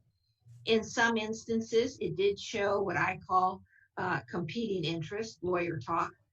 It showed competing interest, and the interests are normally both or all very valid. And so it'll be up to us to decide how we're going to balance those interests.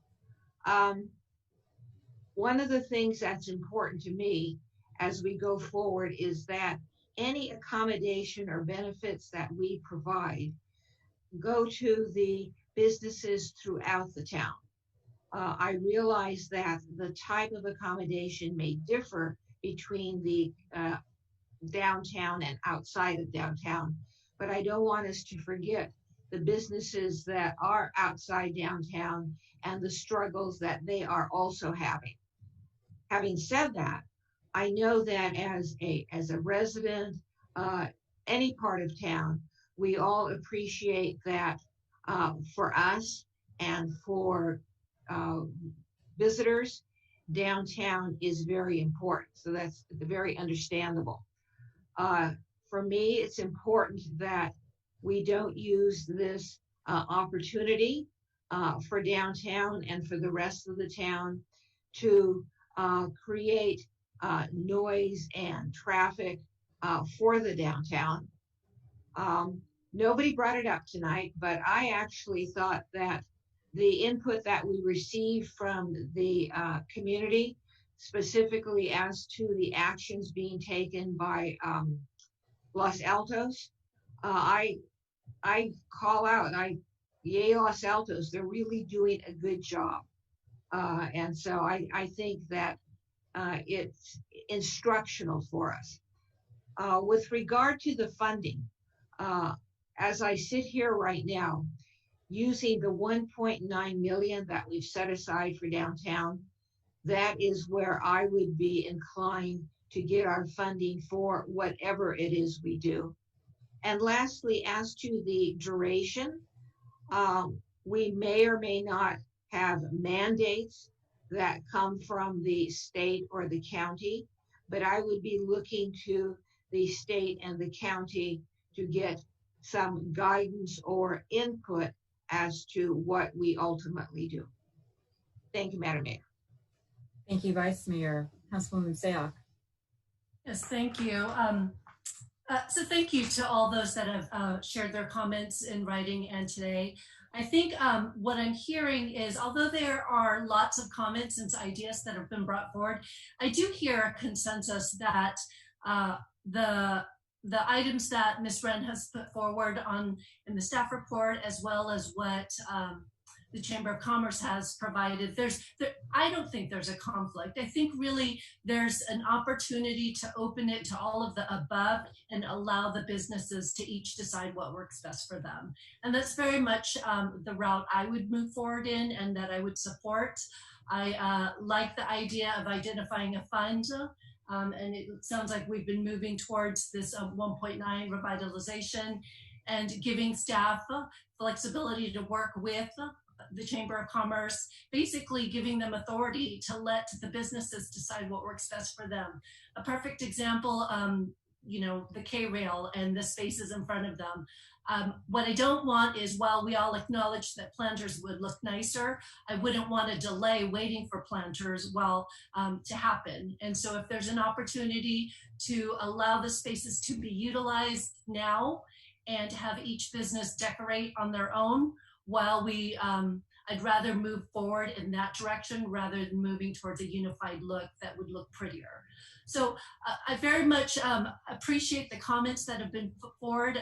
Monica immediately put one of the bullet points in her presentation was equity throughout the town. I think we've all identified that as a very high priority.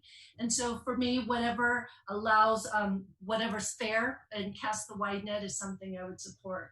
So, Mayor, I don't know if you have want to make comments before motions. I was going to actually make some comments, but I'm very happy to hear that you have motions pending. And I was actually trying to take notes on what we were, at least I heard consensus on. So I'll be really quick with my comments. I just want to echo thanks that you've heard from the rest of the council to all those who participated in the meeting.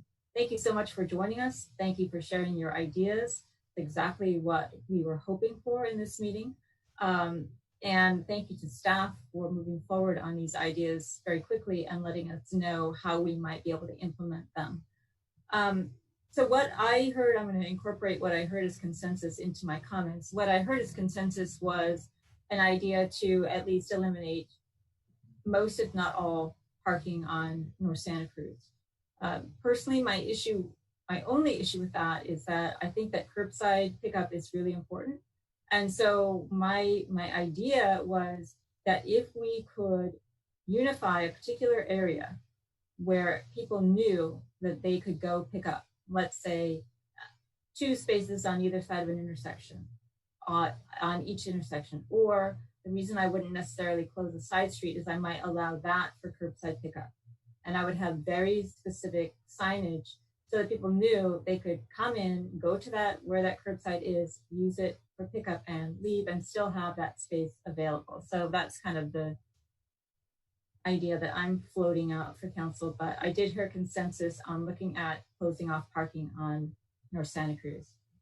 I heard some people say side streets closing was okay. I heard others say that that may impact residents and we're not particularly ready to go forward with that.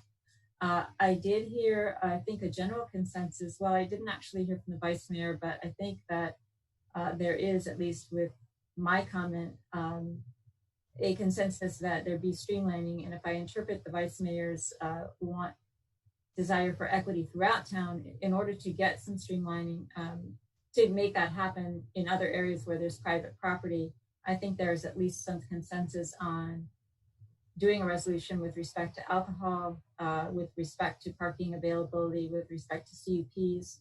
I didn't hear this mentioned, but I think would be a great idea to not go through a CUP review if, for example, there were an empty space next to an existing business, and in order to be able to use the space to have the proper distancing, that they could just go into that space. So a retail space could take over like a space next door and now allow enough opportunity for distancing. Or a restaurant could have extra space to set up tables. So I at least would be advocating for some kind of a resolution or change that allowed that to happen without going through a convoluted process. I appreciate that. I think one of the suggestions was just to go to the Development Review Committee. At least that provides a public notice and there is an opportunity to appeal versus having it done administratively. So I could see doing that. I do think, I haven't heard it mentioned, but I do think it's important for us to give some relief to business owners on fees for the town so that they can get through these processes and get started. I also heard, let's see, I'm not sure, but I think I've gone through the basic ideas that we've been presented. I'll just say that I think using the 1.9 million set aside that we have in place for downtown infrastructure is a good use of those funds to go through some programs that we could do and do quickly. I think, as other council people have said, and those who participated, adaptability and speed is going to be very important for us. I started this meeting by saying I wanted us to get ahead. I recognize that Santa Clara County is behind, but at least Los Gatos can be out there ahead of these kinds of questions. So I'd like us to have that money available for us to be flexible and think about that. And so that's important, that when we consider the duration of any measures that we put in place, I'd like that to be flexible as well. Rather than necessarily tying it to an order, which we don't know how that's going to change, perhaps putting a far out date limit. I would even go as far as 6 months, and then review would be something that I would advocate. And for those of you, I'm just going to end my comments here. For those of you who want the town to get out front, we have made some efforts. Ms. Pavetti and I did talk to Supervisor Wasserman this past Friday. to tell him what our concerns were and to share with him what was going on and have him share with us some information. I wish I could give you good news out of that, but people are thinking along the same lines. And I know that the League of Cities is looking to the county to do things. I know the chamber has gotten together with a letter. And I also know that Ms. Pavetti and I are going to be looking to talk to next our state senator and state assembly person about these issues. So with that, I'm going to go back to Councilwoman Sayak, who seems to be ready with motions. Sure. I think the first one is, and again, I've heard consensus. It's a move to repurpose the 1.972384 in our downtown streetscape revitalization capital improvement program towards a COVID recovery fund that staff will be able to tap into to execute the ideas that have been shared and to work with the chamber to ensure equity, adaptability, and community outreach with not only the businesses, but the neighboring residents. Okay, you want to stop there so that we have discrete motions? That's what I was thinking. Okay. All right, is there any second to that motion? Second. Councilman Rennie seconds. Any comment on the motion? Seeing none, we're going to do roll calls as we have been doing. Vice Mayor? Yes. Councilman Rennie? Yes. Councilwoman Sayak? Yes. And the mayor votes yes, that passes unanimously. So Councilwoman Sayak, do you want to keep going? Sure. I move that staff continue with the process streamlining that is identified in the staff report. And in addition to the streamlining, look at absorbing business fees that have been identified as being an obstacle to any continued business as well as new business. I'd like to keep this flexible so that this would go out at least, let's say, for a year with a review in December, assuming that things are moving forward. All right, let me ask you a question, and Ms. Pavetti's got her hand up. When you're talking about moving forward with the streamlining in the staff report, are you indicating a particular thing, or are you wanting to go with a resolution? Well, I guess either one. I mean, yeah. I think it would have to be a combination. So did you have both in mind? I had both in mind. I looked to staff, what is quicker? I know we've been talking resolution just because that is more nimble. So if someone could just confirm. Ms. Pavetti? Yes, a resolution that would allow for the streamlining ideas as identified in your staff report, as well as other items, would be the fastest way, because the resolutions, we can bring that back on June 2nd, and then you can review it and it goes into effect immediately. I do want to ask if the mayor allows, there's been a lot of talk, and I think each business is a little bit different. So the notion of absorbing fees that businesses, quote unquote, might find obstacles is a little too vague for us to implement. So if you're really talking about absorbing CUP fees, we'll essentially, the town would pay that portion of the CUP. We could certainly do that. But if you're referring to other fees and taxes, that's a bigger conversation. Okay, so to clarify, I was specific to the CUP. I heard today the issues with just the normal course of business of opening businesses tied to CUPs, and so that specifically is what I was looking for. Thank you for that clarification.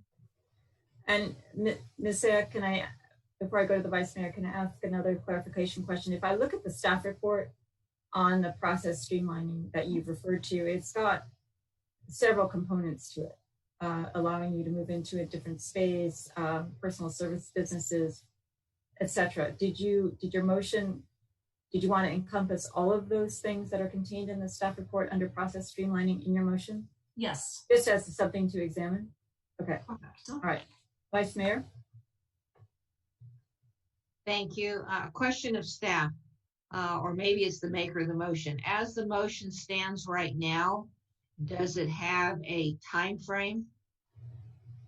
I said within a year and with a review at 6 months. So. And then, thank you. And a question for staff.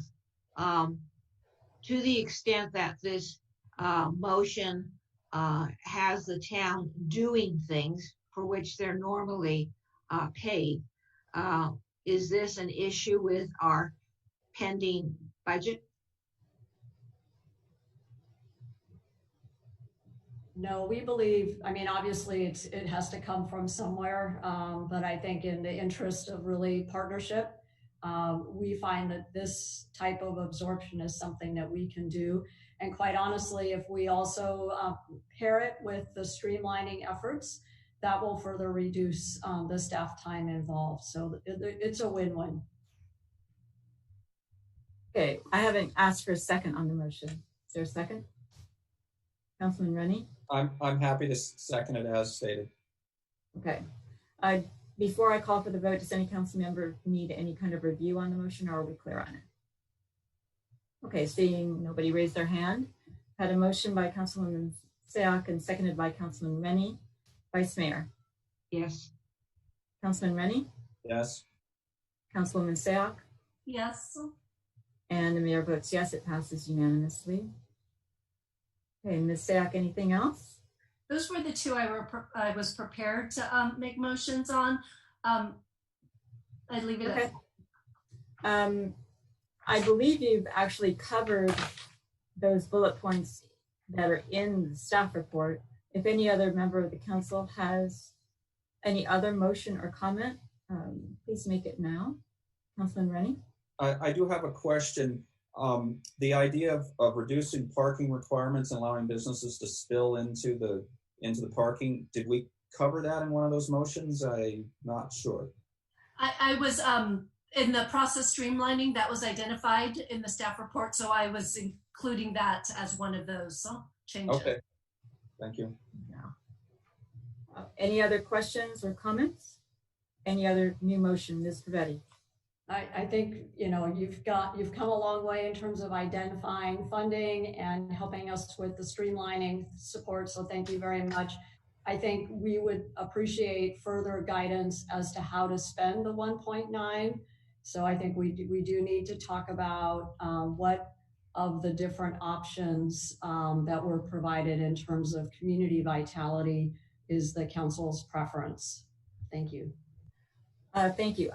I understood actually from Ms. Sayoc's motion that passed unanimously, and I'm going to turn to her, was that she had in mind opening all of those ideas up and then working with the business community to see what worked with them. Now, if that's not a process that makes sense for the town, Ms. Pavetti or Ms. Wren, let us know. But Ms. Sayoc, was that your idea? Correct. And what I particularly like, and I commend the Chamber of Commerce for this, was they organized their thoughts in three in prioritized order. I know the third one received maybe some conflict in what do we do about North Santa Cruz. And so I appreciated that we're looking at 1 and 2 and utilizing those mechanisms first to see how quickly and how effectively we can move forward in helping our businesses. You know, in terms of whether or not we buy K-Rail for all of it, whether we use planters, again, I'd rather not make those decisions. I'd like to have that flexibility there. Some people might want things quickly and so would be willing to decorate a K-Rail on their own. So again, I'd rather defer to staff and to the chamber to work with the businesses to see what they can adapt to and how quickly they'd like to open up that parking space in front of their business. And Ms. Pavetti, does that work for you? I think we still need more clarification, actually, because as you know, we have a lot of opinions here in the town.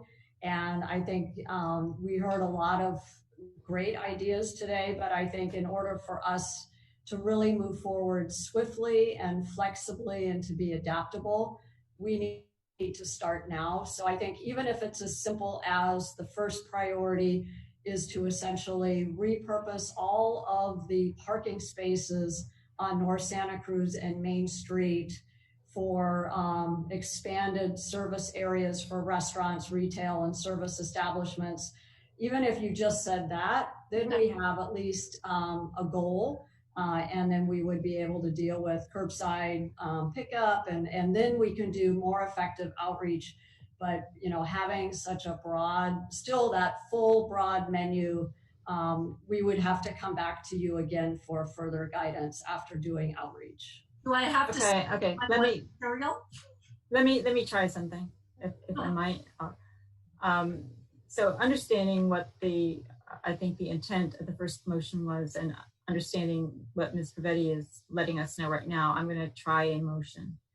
And that motion is going to be that the priority is to close parking on North Santa Cruz and Main in the C2 district to be allowed to be used by businesses that are in those areas.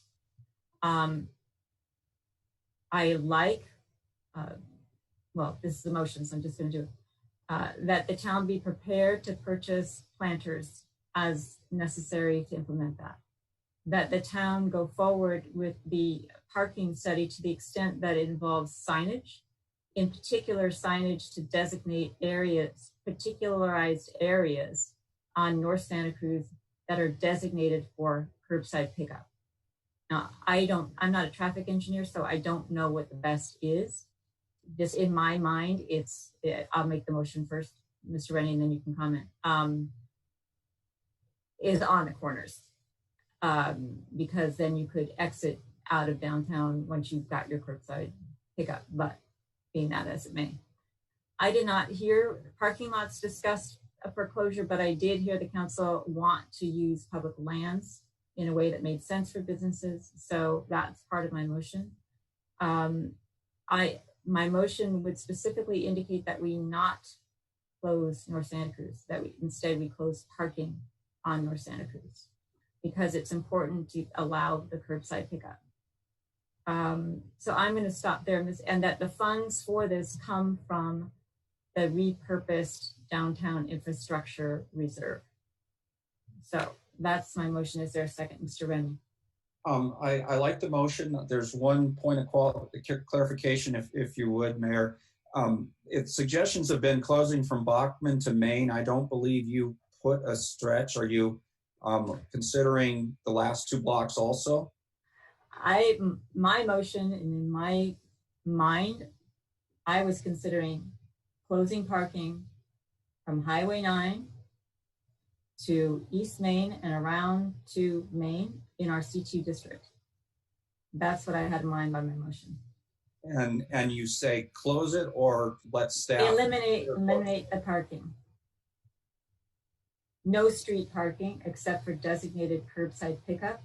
That I would let the engineers tell me what's the safest and best place for that to be, and encourage signage for our parking pilot to designate where those spaces are.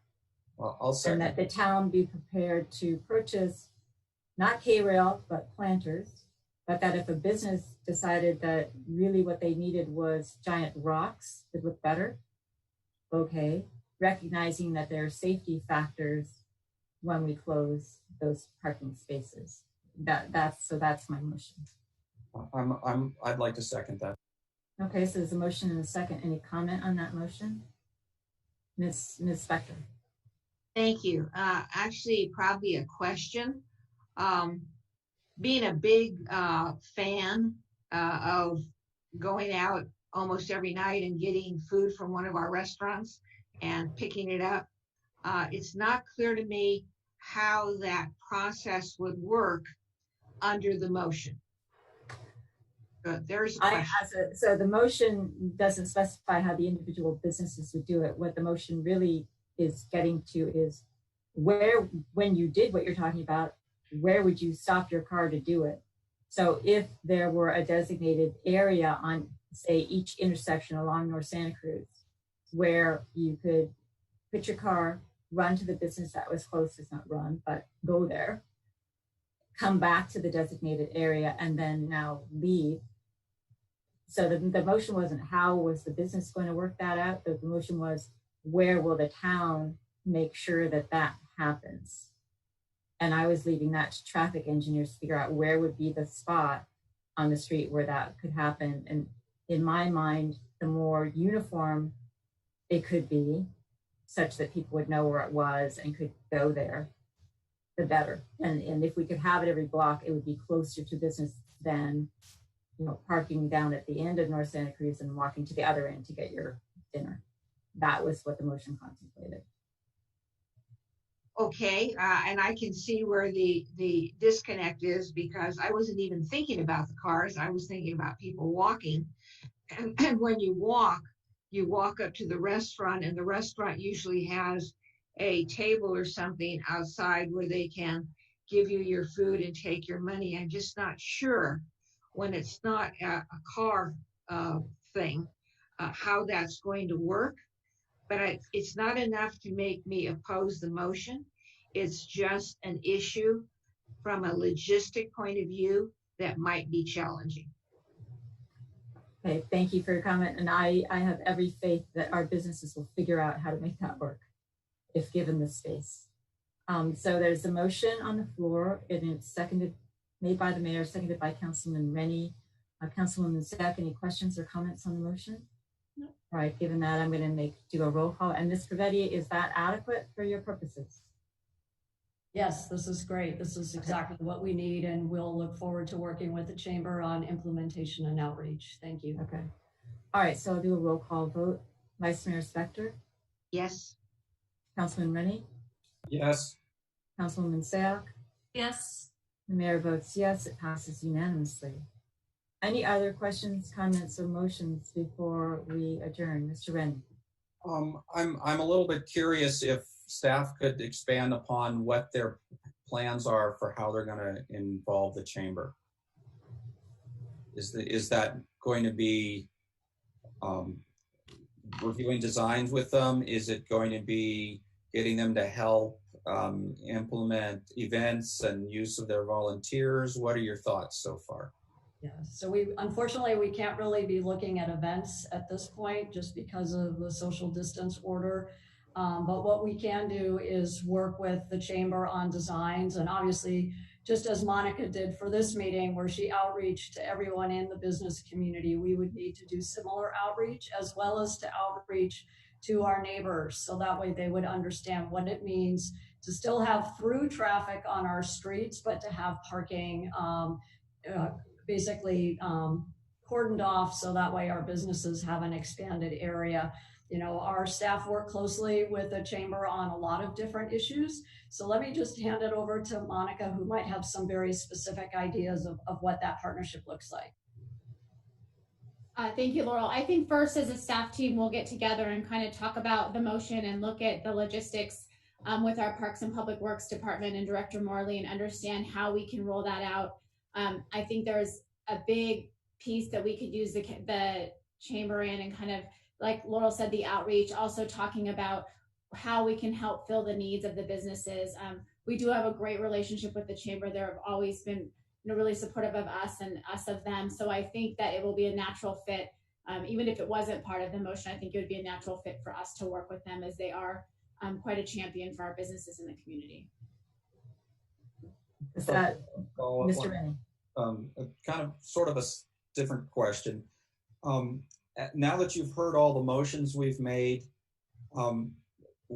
from staff's perspective, do you feel like, where's the limitations? Where have we said don't do this? My feeling is we want to do as much as possible. So, we focus on, okay, yes, we want this, yes, we want that.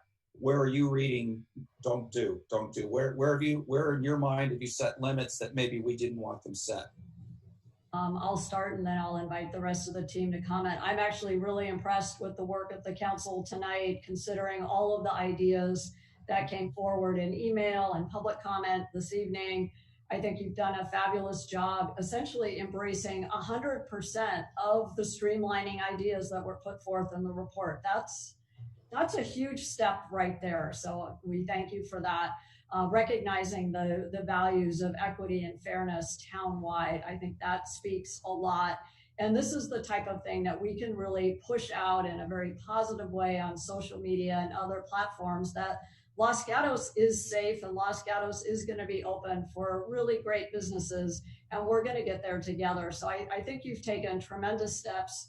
Closing off parking is a great step, and I suspect you'll probably want an update sooner than 6 months, just to hear how things are going. And I think our intent is to be as flexible as possible. The budget that you've given us is very generous, and I think we can accomplish a lot. And we are just going to need to continue to be flexible as this whole pandemic event evolves. So I think the council really deserves a lot of thanks and congratulations for getting as far as you did. So I don't see any particular constraints, but let me just see if Monica, Matt, or Joel, or our chief see anything that that they'd like to just point out as a potential barrier. I just want to echo what Laurel said. I really appreciate the streamlining support. I can think of 4 businesses off the top of my head that have been on the fence for their expansion or for coming to town, and this really speaks volumes to the support that our town has for continuing to see our business community thrive. Every business needs something different right now. I think it's much like every resident, every stakeholder, everyone's in a unique situation, and by providing so much latitude and so much flexibility, it gives us the chance to help each of these individuals and help them stay successful in town. So I just want to echo the sentiment and the thank you for all of your support tonight. Hey, Mr. Seeing nothing else, Mr. Morley, did you have something to add? Yeah, so I just wanted to make sure that we're hearing correctly with respect to the idea of parking lot 4 being an area that we focus on and that being a lower priority than the others.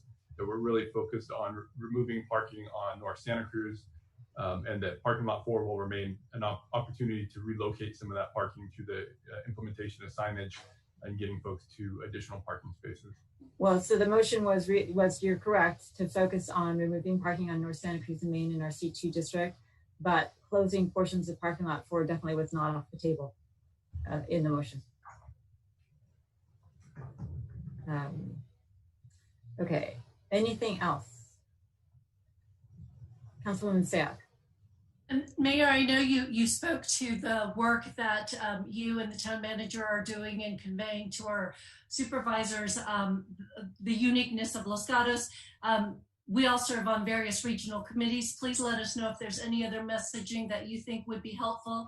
As our businesses have said, we believe we're in a unique position where we can open in a safe manner. So if there's any other messages you want us to convey as we're out in our regional meetings, please let us know.